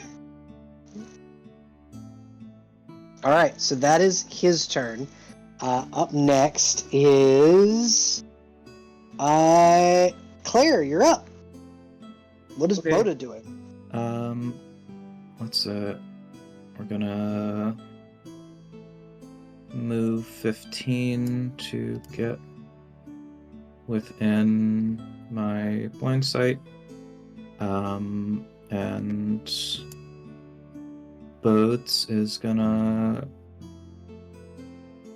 cast Burning Disarm on this middle guy. Okay, what does that do?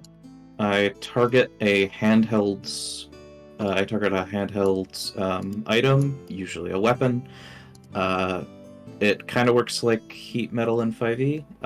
Okay. Although heat metal is also a spell in Pathfinder. They need to pass a reflex save to be able to drop the weapon, or they take damage. I think they still drop it even if they don't pass the reflex. 17 on the reflex. That passes. So So he will drop your weapon. He does drop his weapon, but he does not take 6 damage. okay. So he is now disarmed. Yeah, he's only got a shield left in his other hand. Alright. I can still... Yeah, we go... Move once more. And that's where I end my turn. Okay. And then up next after that is Rugs. You're up.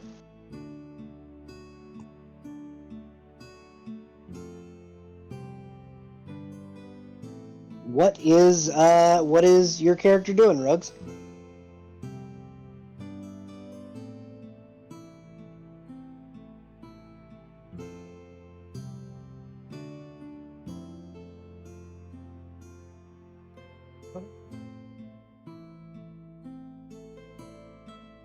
Rugs, if you're talking, we can't hear you.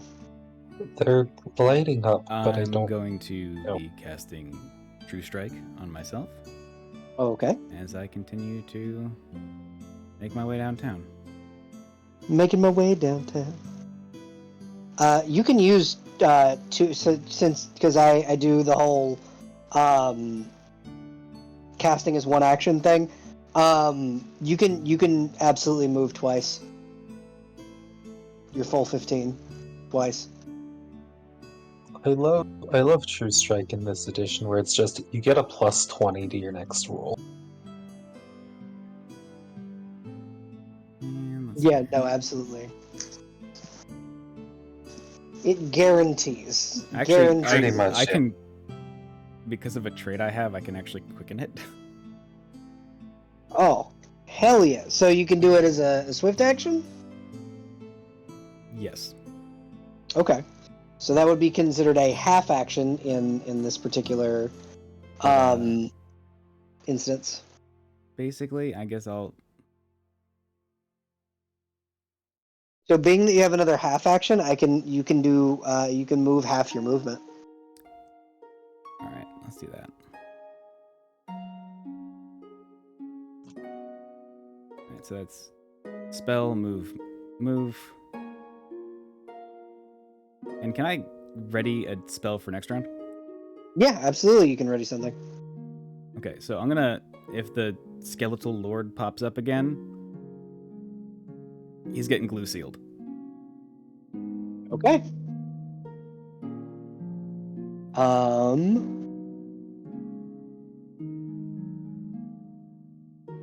Up next. Let me click back over to my tracker. Up next is Creepy. You're up. Okay, I'll spend my first action moving over to here. Okay. So swift actions are a half action. Yep. Swift action, then I will begin to sing. I think the song. I don't know if anybody's heard Come Little Children. Not Yes. specifically that song, but those are the vibes that I'm going for. Oh, so terrifying. Got it. And I will target this first undead on the left. Mm-hmm. That's my first cantrips are also half an action. Yep. Okay. I think. Yeah, I will then target that same undead with the Daze spell, which I believe is a will save, and it's being taken at a -2. Alrighty, I will bring that into account when I make his will save. Will, so that's just going to be a straight D20 roll. What a bastard! So he gets it with a 20, natural 20, is able Yeah. to resist it. Demolishing these saves. What a bastard. Okay. The dice gods love me.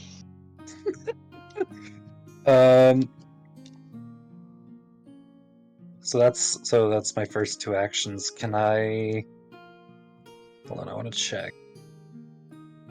Oh, save that. I will. I will. You know what? Fuck it. I'll target the same one. Okay. Another will save at a -2. Another will save. Okay, let me bring out his sheet. DC is 15, and I am casting Bungle. Bungle. I love the name of that spell. I love it's so fun. 7. Lovely. Bingo, bingo, bingo, Next time it rolls, it gets a -20. Wonderful. Oh, yeah. Okay, cool. It's the reverse of True Strike. Yeah. Fuck Bane. Fuck Bane. Fucking Bungle. Hell yeah. I know love- Bungle, yeah. It's just a flat out, you will fail your next roll. Okay, wonderful. Is that your turn, or do you have anything else you can do? I think that is my turn. That is all 3 actions. Okay, so that would bring us to the corpse's turn. He is going to attempt to attack the dog, failing immediately, and because I don't give them the full action economy, they get to attack 1 time. Because otherwise, my monsters would fuck y'all up. This one will move forward to here and attempt to attack this boy, and that attack is going to be with his broken scimitar.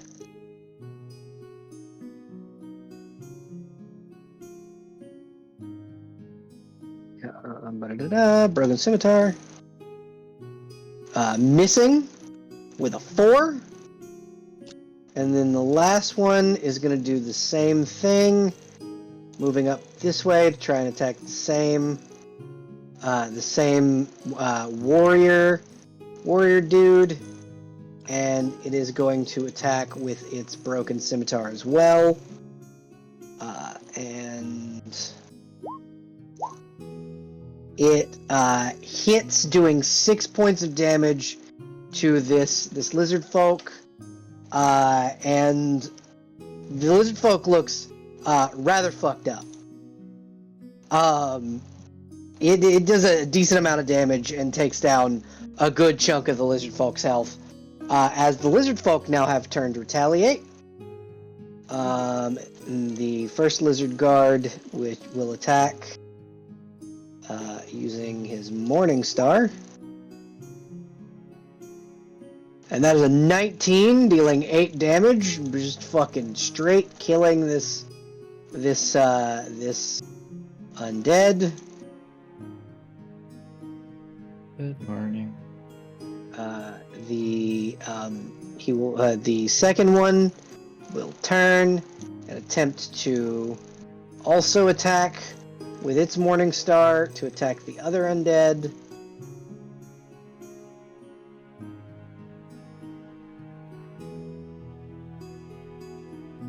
Hitting for 4 damage, also killing this one. Because these don't have very much health left after the fireball spell. And then this shaman is going to cast Bless on Boda, on Silas, and on this lizard guard here. So I'm going to go ahead and mark you that you're blessed. No. So you are blessed. We're just going to use this to mark that. And then he is also blessed. And then these two are both going to attempt to shoot this dude, bro. And I'm just gonna go ahead and use their slings and see if they can hit. 1 and 2. First kobold misses, second kobold hits, doing a total of 2 damage, but it does not quite kill the skeleton. And that'll bring us back to the top of the round. And what spell did you prepare, Ruggs?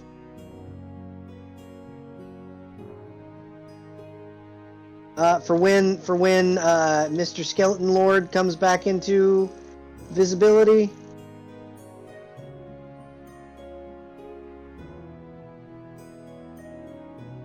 If you are talking, we cannot hear you because you are muted. Yep, that is the one that I've got. It's a glue seal. It's going to be on the 5-foot area that he lands in. Okay. So what does that do? What do I need to roll for that? Okay, he's going to have to take a reflex save, and if he fails, he becomes entangled. Okay. And it's difficult terrain. Okay, he will roll his reflex. That's a 14. Does that pass? I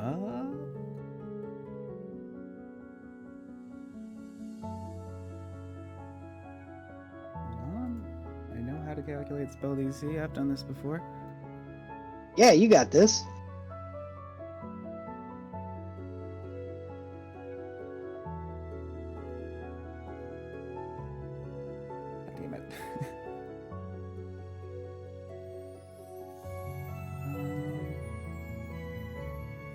This combat is going actually really good for you guys.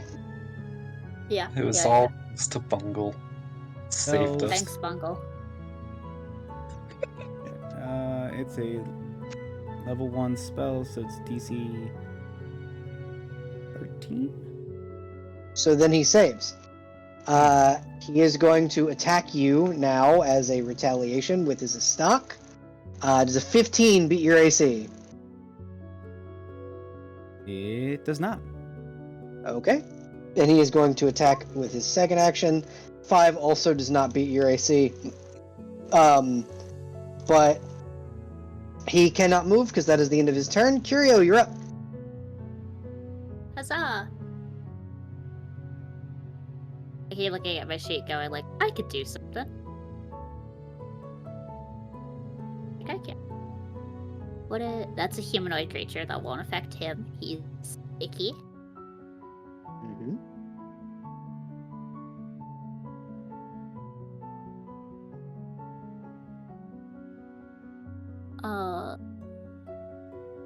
Range touch attack. That's complicated. I must Basically, what? basically, if it's a ranged touch attack, Yes. it's versus their touch AC. That's what that means.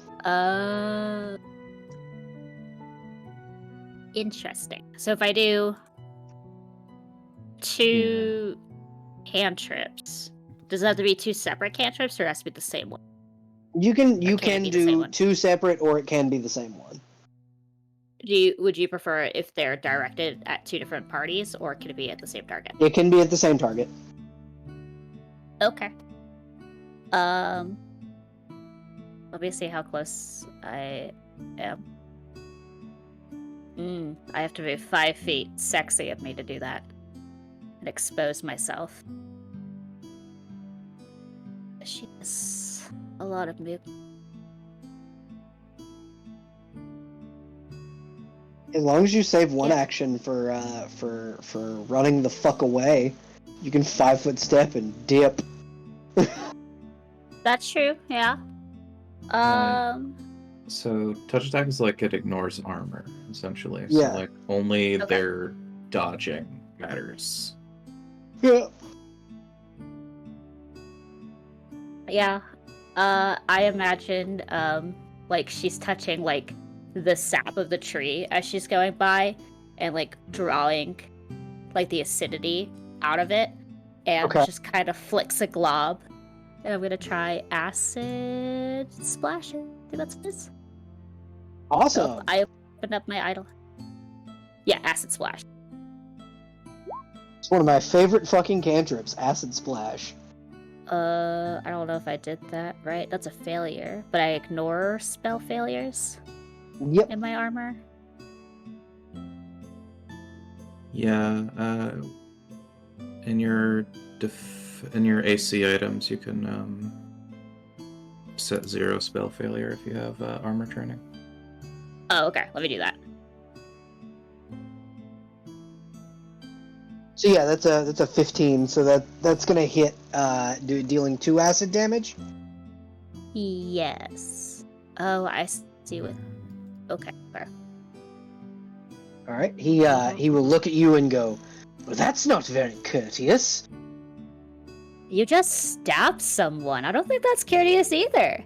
I tried to stab someone. I didn't succeed.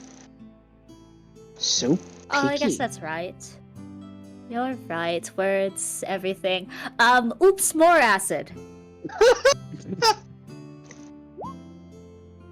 I have Oops, to make more like, an acid. attack roll?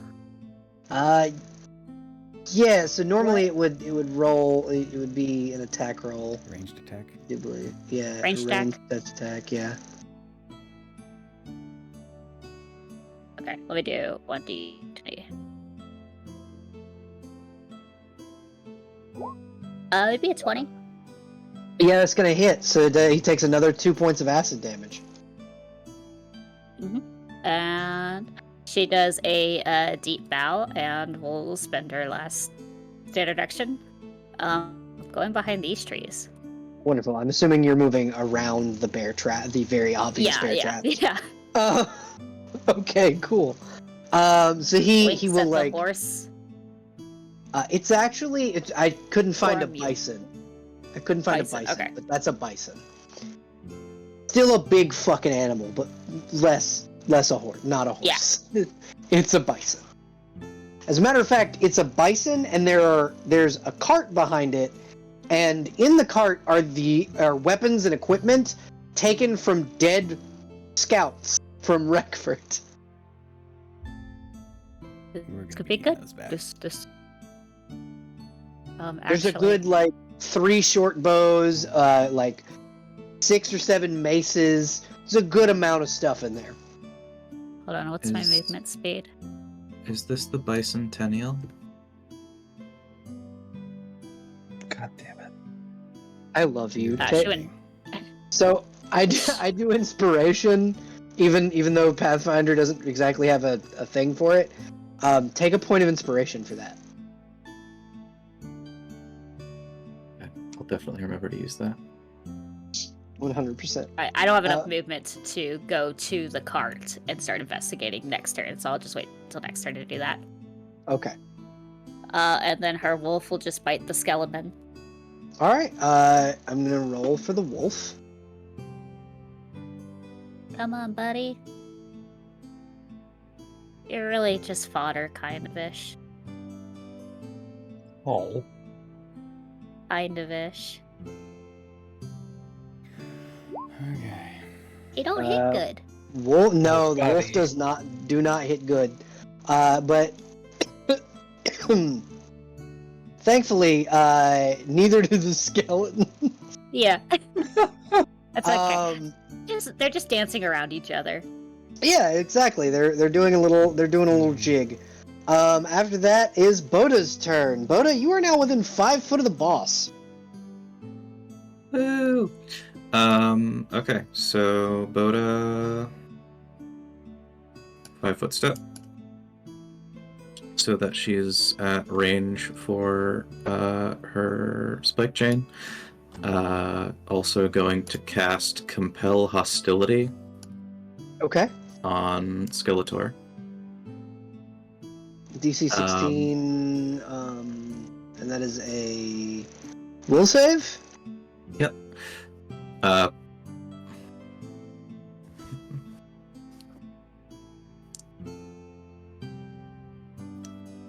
Get fucked, He-Man! He beats. 16.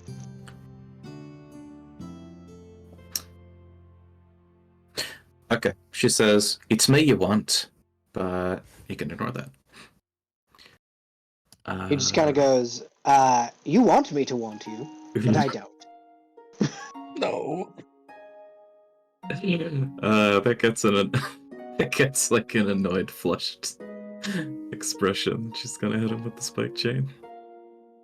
Roll me an attack roll, please. Okay. Oh, shit. Okay. Yeah, 13 hit beats his AC. He takes 16 points of damage. Cool. Yikes. And so question. Your Yeah. spike chain's made of like regular mithril, right? I feel like it would have been halfling mithril because that was that's kind of like the deal with the character. It's also magical. Yeah, Boda just whips the chain through the air to make a whistling effect, and uses the sound projection of that to get a sure image of where he is before just whacking his fucking head off. As you guys see Boda's chain spike into the zombie lord, you see him almost freeze in place. Like, he attempts to scream, but nothing comes out, as what normally would be blood is, you see, like, diamonds begin to fall out of his mouth as his skin turns to precious gems. Oh. Finally, you're worth something. Boda, roll me intimidation. I'm gonna roll morale for the fucking For the skeletons. No, for the kobolds and the Cool. wizard folk. 'Cause- 7. 7. Oh. Okay, cool. buddy. So, no, they're fine. She gives them a thumbs up to be unintimidating. You see one of them, the shaman, just kind of go, "Oh, the wee folk. Oh shit," and he just kind of takes a step back. Yeah. So Ruggs, you're next. I do believe. Oh, good. There's still something alive. Yeah. It is in fact your turn, and there is one thing alive, and it is a skeleton. Okay, gonna move on up, and we're gonna swing with our warhammer, with our true strike, and we're gonna power attack. Okay. So power attack will take 2 actions. Okay. Okay. So go ahead and roll me an attack roll. Plus 20. Actually, you know what? You don't really have to roll, because with a plus 20, that's Roll definitely going to one. beat his AC. It could still be a 1. That's a 5% chance of missing. You always have a 5% Yeah. Oh, it's not a chance one, of though. missing. It's a Fucking 3. close. It's a 3. Good job, Ruggs. Real proud of you. Not a one. Real proud of you. So you guys see your half-elven friend kind of whip out... What weapon are you using, would you say? Warhammer. A warhammer. You pull a warhammer out and just take a mighty swing and graze the top of this, hit just dead on the forehead of this thing. Like, it looked like he almost was about to miss, but he scalps this this skeleton, its helmet like rolling as its body just kind of falls backward and lands. The kobolds are gonna start retreating away from you. Are we killing them? I don't know if you are or not, but they're running the fuck away. If you have no intention of fighting the kobolds, effectively initiative is over. Do we have intention of fighting the kobolds? If Boda doesn't know there is a cart of weapons that we can just take, I don't think we've been notified of that. She would attempt to pursue, although she's not that fast. I would say Curio is absolutely looting the Okay. cart of items. Okay, yeah, Curio, you're effectively out of, like, you don't have to move within initiative. You can just do your thing. If you don't intend to engage. Then Boda probably hears the rummaging, takes a couple steps, hearing them, move back, goes, wait, what did you find? Your spectral wolf will kind of come over here, like, wagging its tail, kind of expectantly.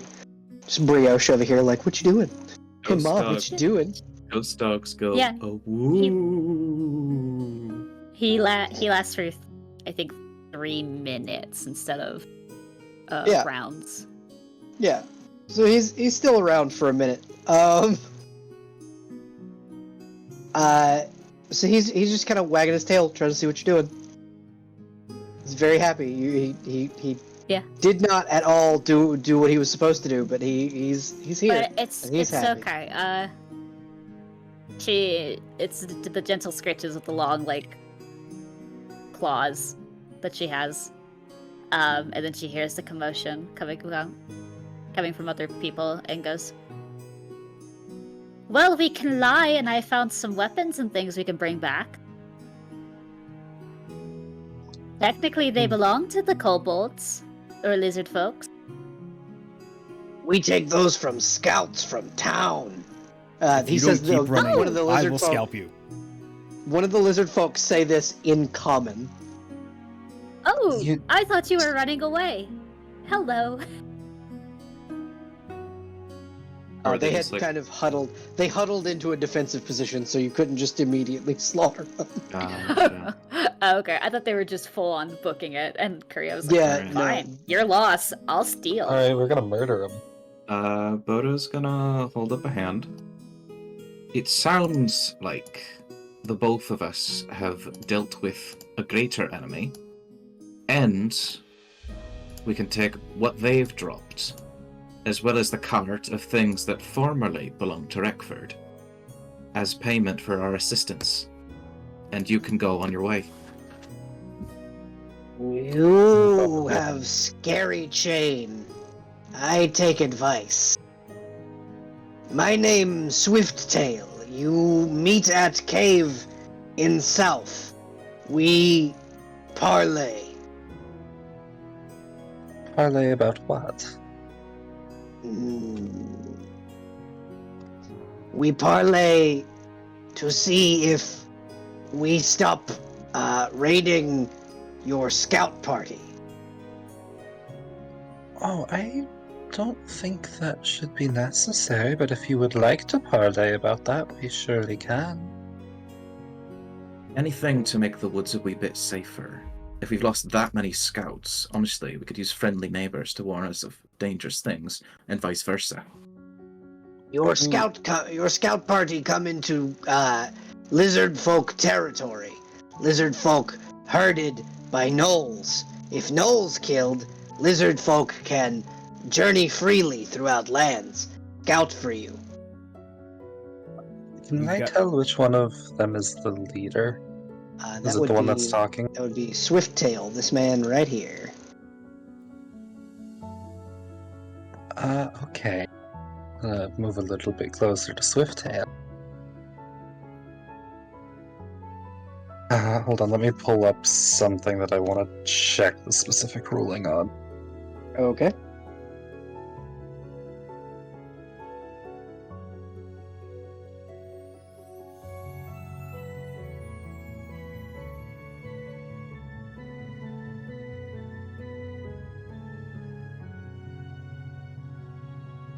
I'm just going to talk to him for a little bit, and I suppose direct my words towards him, and he doesn't necessarily notice this.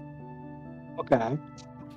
Look, I don't quite think we need to parlay about this. I feel like we could probably solve it now if we really wanted to. No, Swifttail can't. Swifttail not chief. Only chief can decide. Yes, but you're the leader of this little group here, aren't you? You can surely make decisions.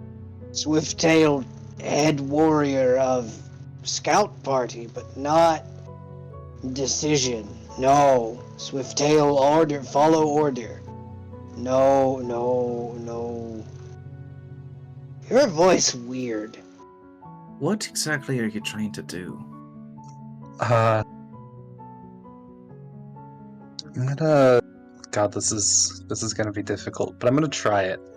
The occult book has a specialized skill for hypnotism. Where I believe the DC, if I have a minute of calm interaction with someone, which is what I am attempting to do, I can make a diplomacy check against a DC of 20 plus their will save. See, so that would require both parties to be calm. Swifttail is very much not so. He is not definitely calm. He is on edge. He is terrified of the halfling with the mithril chain, and he I is see. absolutely positive you are all going to kill him and his friends. Look, Swifttail, we're not intending to kill you. We just want to make this peace now, and if you could just... We'll put down our weapons, you put down yours, and then we can go from there, yes? Swifttail, no put down weapon.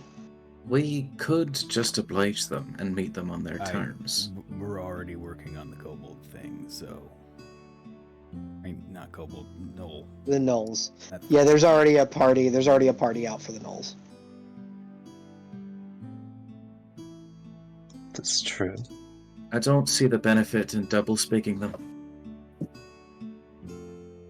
I just feel like if we can get this over with sooner rather than later, we wouldn't have to worry about it as a problem down the line. Swifttail himself says he doesn't have the authority to make that. Even if he wanted to. Best case scenario, we've swayed 2 kobolds and a shaman. Alright. I think a sit-down meeting could benefit everybody. Do we have a particular date for that, or is it just down at the cave? I can send word from Chief and find you a date for arrangement. Common tongue, not Swifttail's best. And you see the shaman kind of step up and put his hand on Swifttail's shoulder. I'll handle this. We, as a group, follow a dragon. The one they call Chieftain is a great white dragon in the southern mountain. We have to get his permission before we can do anything. I see. Should we perhaps give you a token so you are free to commune or travel within, so whoever is relaying the message isn't, I suppose, killed on sight? I will come disguised as one of her people, and he'll point to Boda. I have the magics to do so. And he'll cast disguise self, and now he is standing in front of you is a freckle-faced, curly-haired halfling gentleman. I see. Alright, I suppose that should work. Swifttail is a strong warrior, but not mentally. He's not as acclimated as some of us are. They put him in charge of scouting this area and fighting the undead. The dragon mostly thought he would die on this mission. I'm glad that all of you were here, and if there's any way we can repay you for keeping us alive, please let us know. The treaty would be a good first step. I'm not particularly sure if anybody else has any special payment they require. The weapons and the spoils. Yeah, the cart. All right. I'm assuming you're taking the undead's weapons as well. Yeah. All right. All we need is one of their skulls What do you need one of their skulls for? to prove to the dragon that we defeated the undead, even with your help, and that they're not going to be a problem anymore. Kick a skull Would you into like... him. Boda's gonna grab the crystal Could we- skull That's what I was thinking. Give him and the... toss that to the shaman. Shaman Here. will grab it and go, our lord will be most pleased with this, both an offering of jewelry and the head of his enemies. Aye, a tribute and a sign of goodwill. You will not have the wrath of the Frozen One this eve. Hopefully that should be enough to earn us some sort of communication, yes? Oh, absolutely. He will definitely be pleased with this, and I will personally return to the village. Well, what did you say it was called? Reckford. I will let him know, and we will be sure to stop killing your scouts. That would be appreciated. Very magnanimous of you. We will be off now, and they will begin moving this way, if you allow them to. Sure. Yeah. Okay, so they leave the area, and you have watch out completed for your the quest. Hydra yeah. plant. Yeah. They don't know about the Hydra. Well, But let's hope yeah, they don't die. I mean, we can only hope. Can I when message I him tell on which the way out? direction they're going, I would shout. Yeah, you can absolutely message them on the way out. Scary Hydra plant. Watch out. We know of Tythrenos. Thank you. If you encountered him, you are lucky that you are alive. And that is what you get as a reply. Oh. Gross. You now also know his name. Tythrenos is the name of the Hydra. Okay. Interesting. You have completed your mission. You were able to defeat. Well, you didn't kill the lizard folk, but you did get back a shit ton of weapons. And inside the bottom of the cart, do me a favor, Abby, since you're the one that's looting the cart. Roll me a d12, please. Alrighty. You are the first person to get to roll on the new loot table. A 5. It's a mimic. Okay, no, it's not a I- mimic. A beautiful, beautiful, bouncy baby boy mimic. We love him. Oh, no, Aw. not this time. Not this time. Yeah. I think Ruggs is a little jaded because they got 3 mimics in a row. Oh. Oh no. No, there's only 1 mimic in this particular campaign. I promise, Ruggs. Just 1.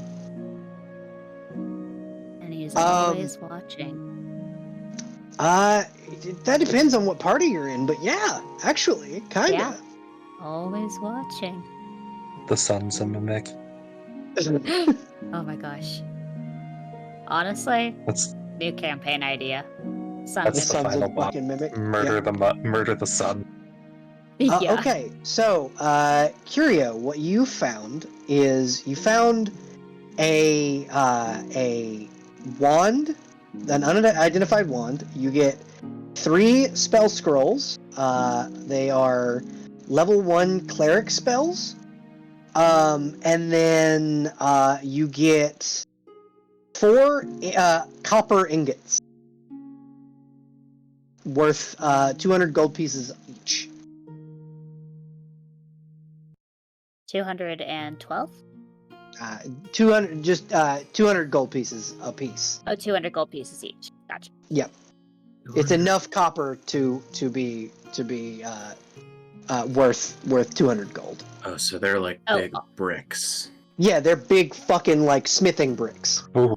Is all together 200 or No, like it's 200 each per brick. ingot? It's 200 per ingot. Okay. Oh Gotcha. shit. And then you found just an assortment of like old Reckford supplies. Like you've got 200 caltrops, you've got 6 maces, 3 short bows, about 150 arrows, 3 short swords, 2 warhammers, and a long sword. The long sword appears to be shimmering. Its blade kind of shines in the sunlight. Uh-huh. And you have a bison and cart now, if you want to take it. Oh. And your Yes, dog absolutely. will course. disappear as well. I do not have the identify spells, so I don't. The wand does.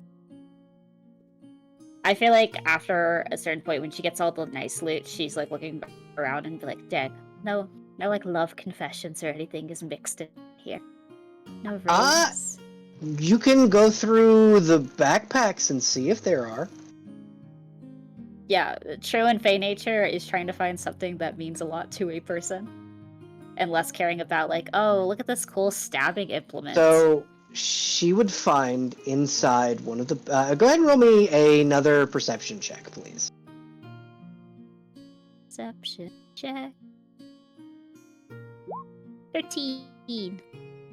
Inside one of the bags, she finds a golden necklace with a beautiful sapphire inlaid, what appears to be like the shape of a cat's eye, and a note addressed to the captain of the guard.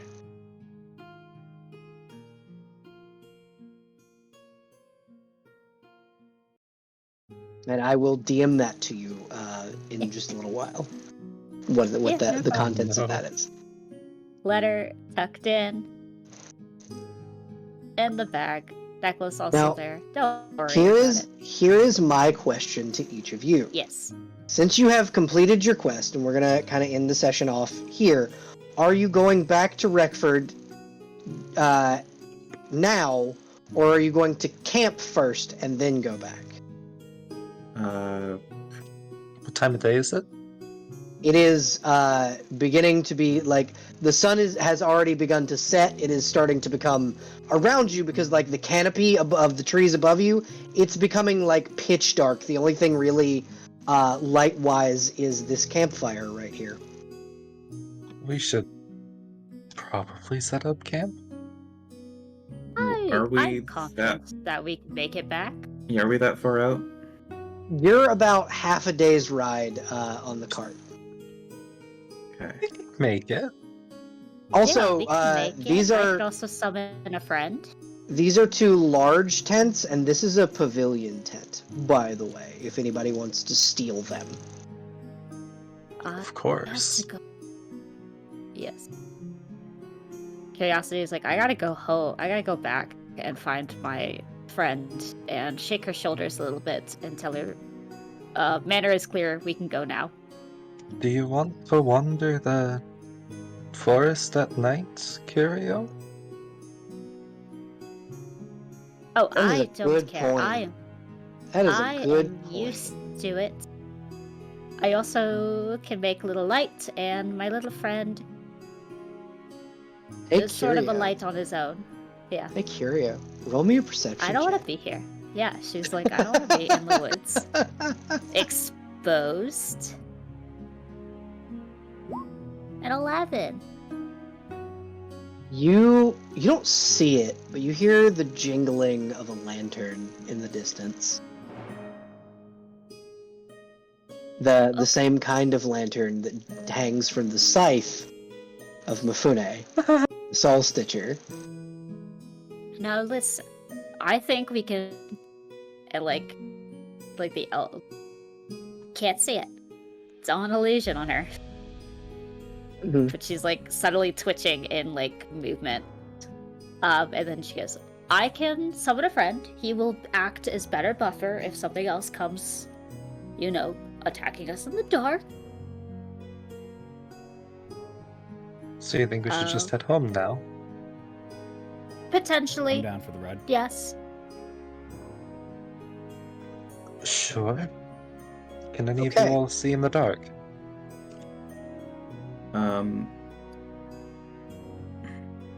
If we've got a light or light up a wolf. I can always listen.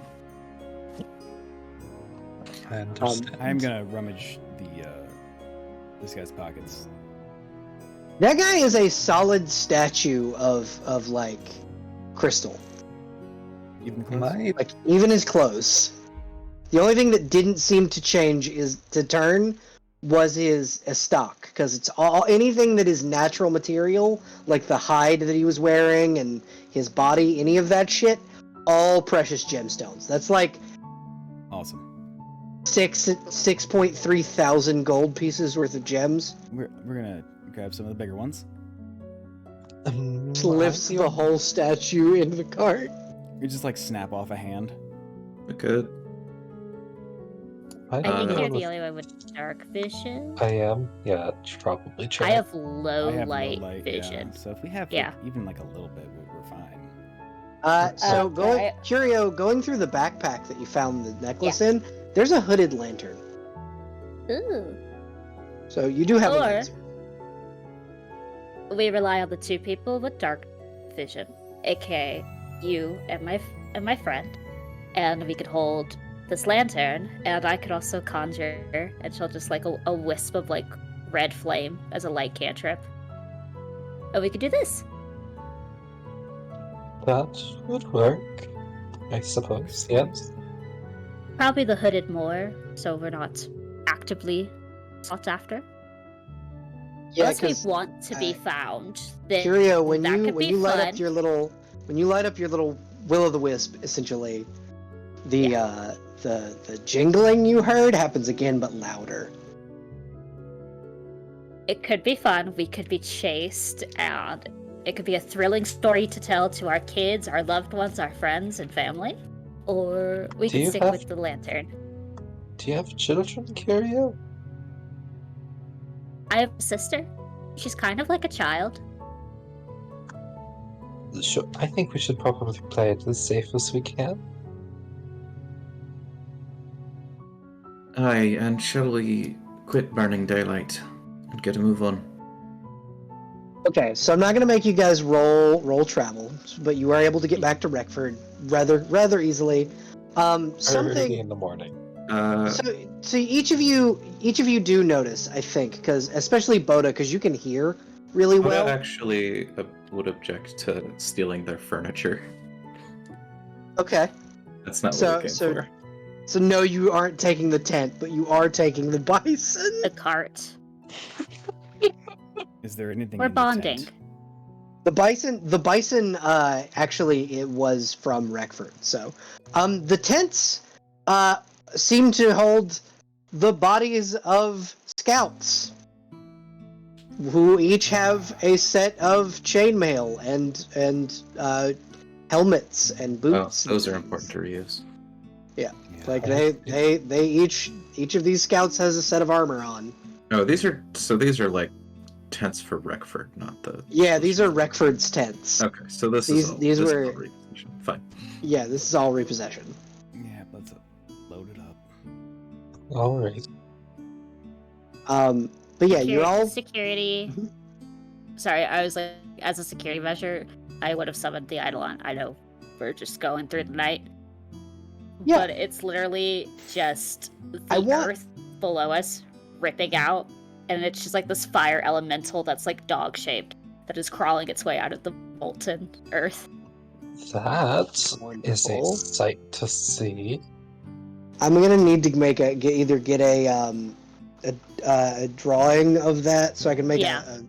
a thing for it, or I'm gonna need you to make like a pickeroo or something so I can make you a Yeah, token yeah. for your Eidolon. But so for who if is anyone taking like a watch while you're kind of riding through? Like, is anybody specifically listening into the woods?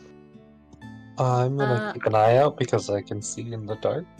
Boda Okay. I would be would listening. Yeah. use, yeah, and I would use my Eidolon senses versus mine. Okay, so I want His are all better. of you to roll me a perception check. Sure. Trinkets, are you good at perception? I hope you are. I'm not, but Boda is very good at perception, evidently. Jesus Christ. Boda, well, I you guess hear. Oh, sorry. No, you could. Boda, you hear often the jingling of a lantern, as if someone's got one like on a like on a pole, and they're running quickly, like sometimes in multiple spots at one time, as if it fades from one spot and it's on a completely different side of you in seconds. Are they Something is in these woods, and it is hunting. keeping up with us, or are they Oh, yeah, running all like over they're- the place? They're not only are they keeping up with you, they are outpacing you and having to circle back. Like, that's not that hard. Like, are they moving towards us, or They're staying just out of what would be visual range, but they are definitely tracking you. Ah, yes, the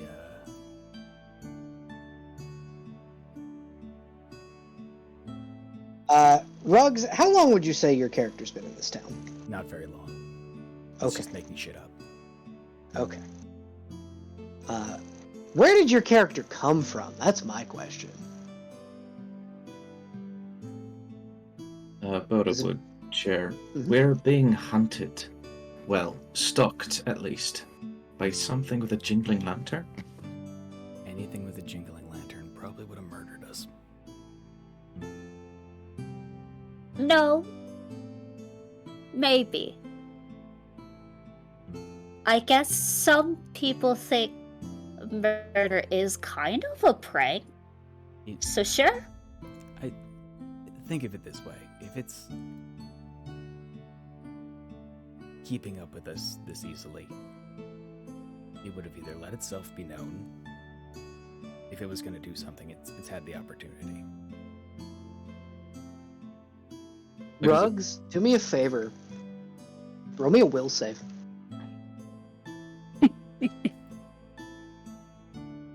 Uh-oh.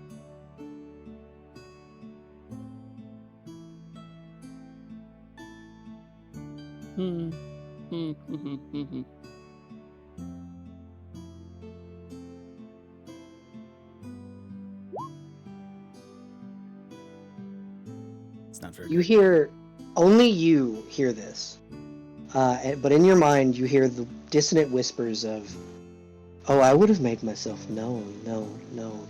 But toying with you is too much fun. Be careful when in the woods, little man."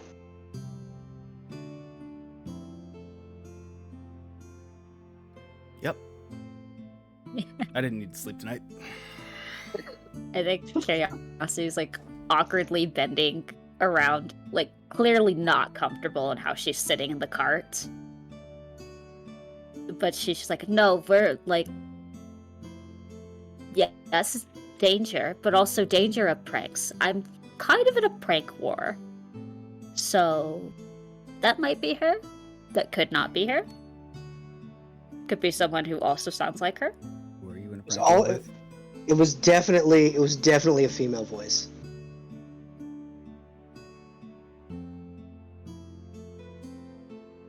Because whoever she is terrifying.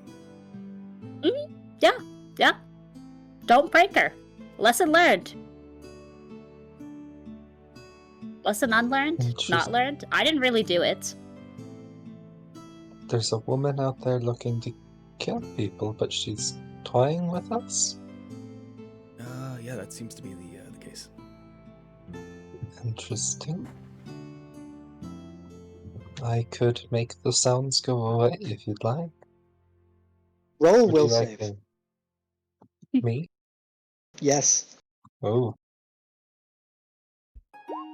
Everyone's just like, this woman will kill us. Ikaria is just like, no, I think she will kill us, but with pranks. Once again, dissonant whispers. Only you hear this. Ah, no, little one. No. You couldn't make my words stop if you wanted to. Or if I wanted you to. Power on my caliber is not something you can control. I'm gonna call out. I don't want to make your voice disappear. I'm just trying to cover up the jingling, as the jingling's just a bit unsettling.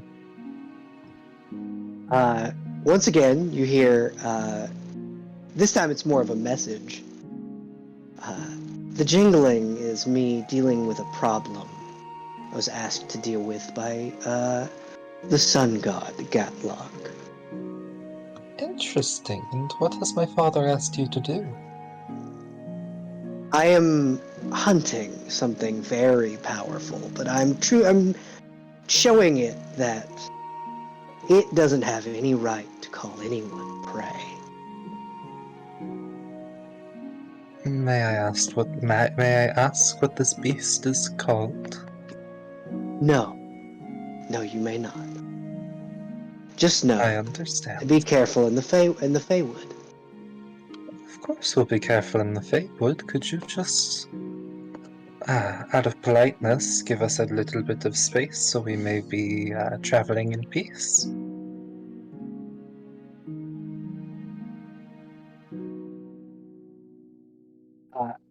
The reason I'm not giving you space is to keep you alive.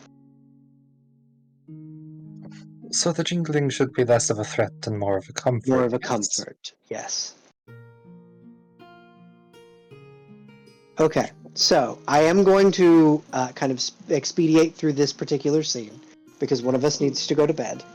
As you all kind of get into town, Boda, I'm going to have you roll first because when your character goes to sleep, I need you to roll me a wisdom check, just really quickly. Alert. Just 1d20 and add your wisdom modifier. Okay. 8. Oof. Okay. Boda, you normally your dreams are decent. They're not the greatest sometimes. Sometimes they're really good.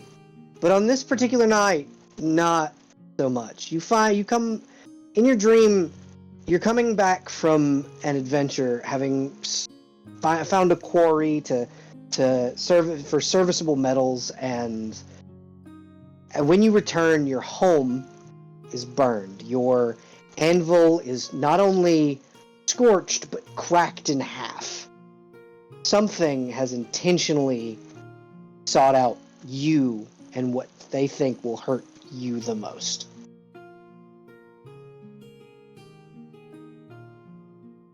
Well, they've And done then a you shit. awake. They've done a shit job. Yep. But that's something has kind of manipulated this dream, not knowing you. I can build it again. Yeah, exactly. It's not enough to crack your resolve, but it's definitely something did this on purpose. Something like targeted you in your dream on purpose. And you kind of being a war priest and knowing that in certain occult practices people can try and communicate through dreams, this was a warning.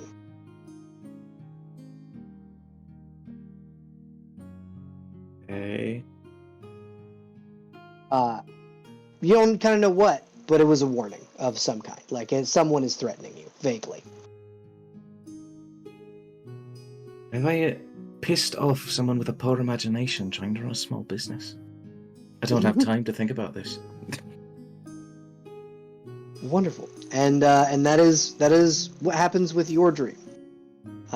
If you wouldn't mind just saying bye to YouTube, thank you for joining us, and you sleep really well, baby. I love you. Good night. Good night. Bye, all. It was nice to play with you. Have a It's great nice playing night. with you too. Silas is cool. Okay, so since Claire kind of called Silas out specifically, Silas, you're next. Roll dream. Roll me a wisdom check.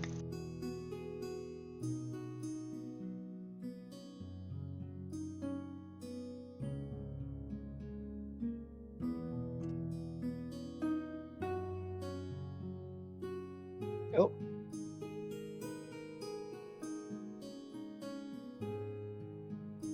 Okay, so Ruggs had to go take the dog out. So we'll do the you guys next, and then we'll kind of end the session. So I'm gonna have Creepy. You go ahead and roll your dream first. That's which check is that? So it's just 1d20 and add your wisdom modifier. Oh, so just 1d20. Yep. It's just 1d20. Me too. Add Just a your d20. Okay. Alright, a 13. You, in your dream, you have a decent, it's a decent little dream. You wake in a nice little cottage on the edge of Rexford. Or at least within the dream you awake. Inside is Nakawe and your father. And they're having breakfast with Nakawe's partner, and it's just a quaint little nice time with your family, and things seem to have calmed down, and you seem to have you have a pleasant dream. You have a nice, easy, relaxed time with this wonderful little spread of good foods, and your father has you sing over the meal if you know, as long as you don't mind it, and it's just a nice breakfast with your dad. Important question. Does Nakawe have the eye scarring in the dream?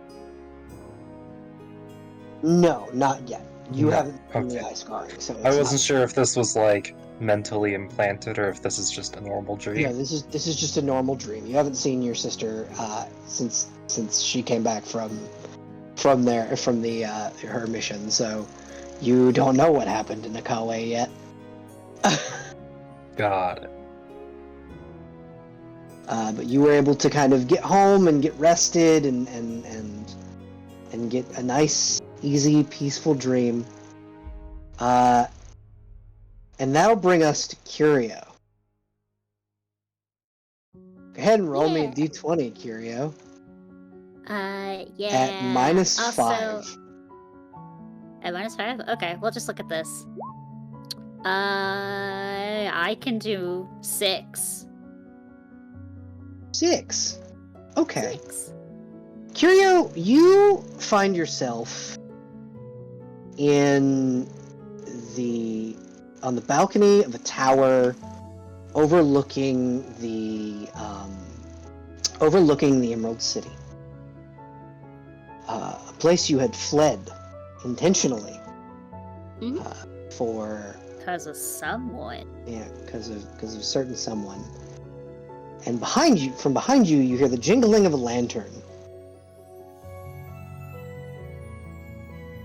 So I finally caught up with you, it seems.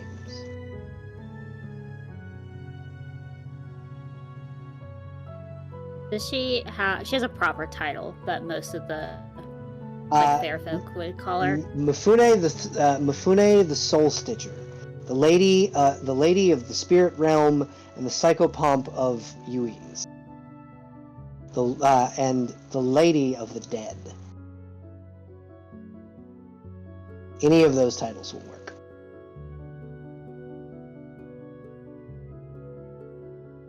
Mostly Baroness Soul Stitcher also works. Fair enough. Stitch. I could have sworn you typed her full title to me in DMs, but I did. There it is. Found it. Very Mifune. Now you're playing tricks with me and disappearing from my DMs.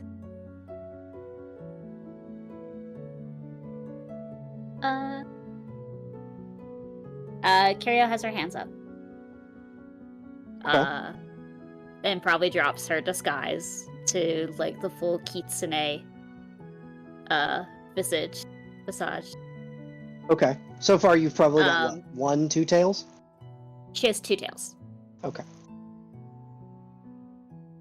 And they're just kind of swaying, puffed up, because like, oh shit, I got caught. I'm frazzled. Not only did you And get she caught, you got caught by the single most powerful non-deific fae in all of the Feywild. Yeah, her hands are up.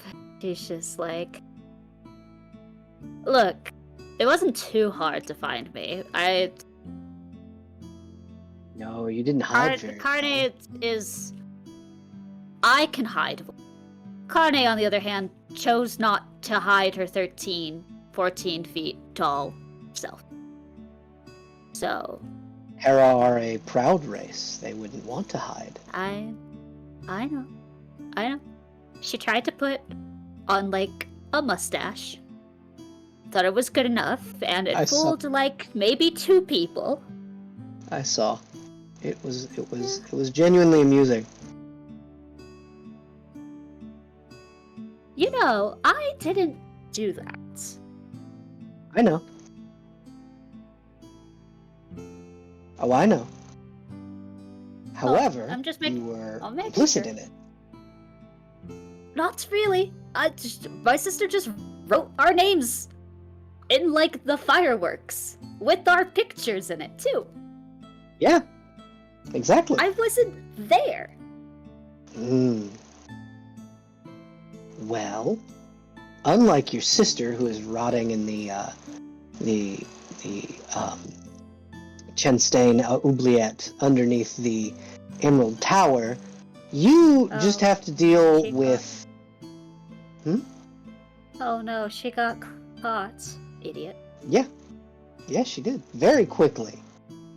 I didn't even have to do it. The goddess Ren did it. The Wild Hunt went after her hard.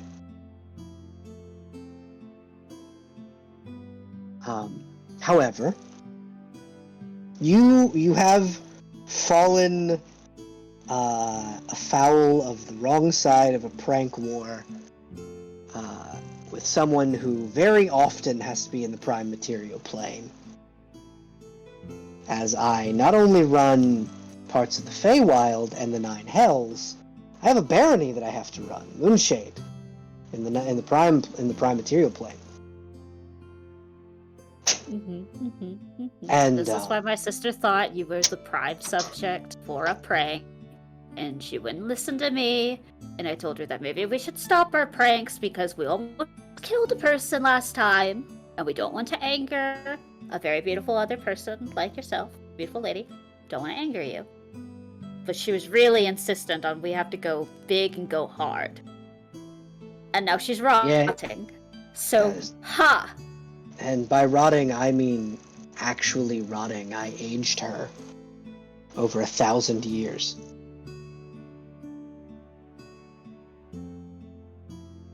Could you de-age her back, or she's just gonna stay, like, you know, bony 2,000 years old? She will stay bony until I say otherwise. Fae are immortal. She will suffer until I choose otherwise. She has hope. Kirio, she says, as she's saying she has hope, Kirio's shaking her head no. Like, knowing deep down. No, she's fine. Her sister. Yeah. Yeah. Her sister's not gonna give in or apologize.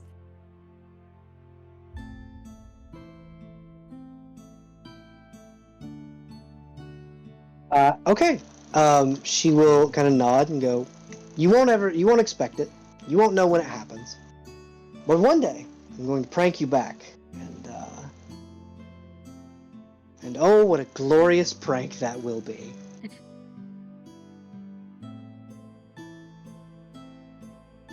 Though, your friends, you need to watch out for them. There are things in those woods that are much worse than... Well, not worse than me, but worse than a lot of what most can handle by themselves. Right, yes, they are very mortal. There's a creature in those woods, one that I was dealing with myself, known as the Jabberwocky. Oh. Would she have any idea what that is? Oh yeah, that's a giant ancient Fey dragon. Like it's a scary story that like parents in the Feywild tell their children. Oh, okay. You know, families into pranks, tricks, whimsy, dreams, and what have you thought it was a thing to, like, you know, nightmares. It's real. It's real. Like tangible. It's a bad reel, right? We don't want it to be real. It's a very bad reel. As a matter of fact, someone in Reckford was marked by it just recently, and that was what I was told to hunt and show and explain that that he doesn't get to be the he doesn't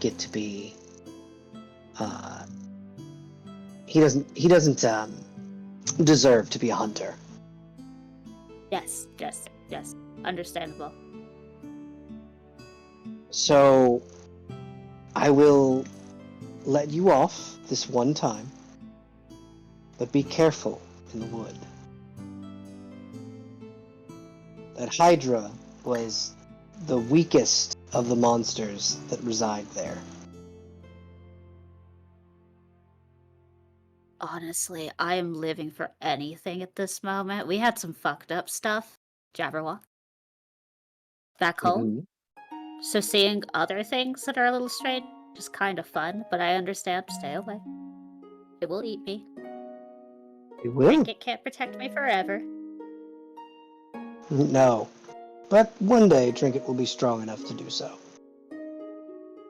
Cool. So, My sister gets to rot in back home, but all I'm getting is a prank. That Mhm. okay? Fine. I'm okay with this. I am terrified by what prank and each passing day that's gonna happen, knowing that it's looming over my head. It'll never happen, but it could.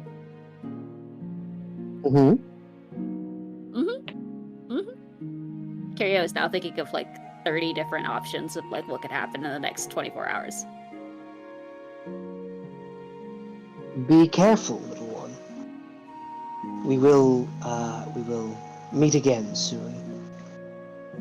And then you awake. And sitting next to your bedside is a black lantern with a green glowing light in it.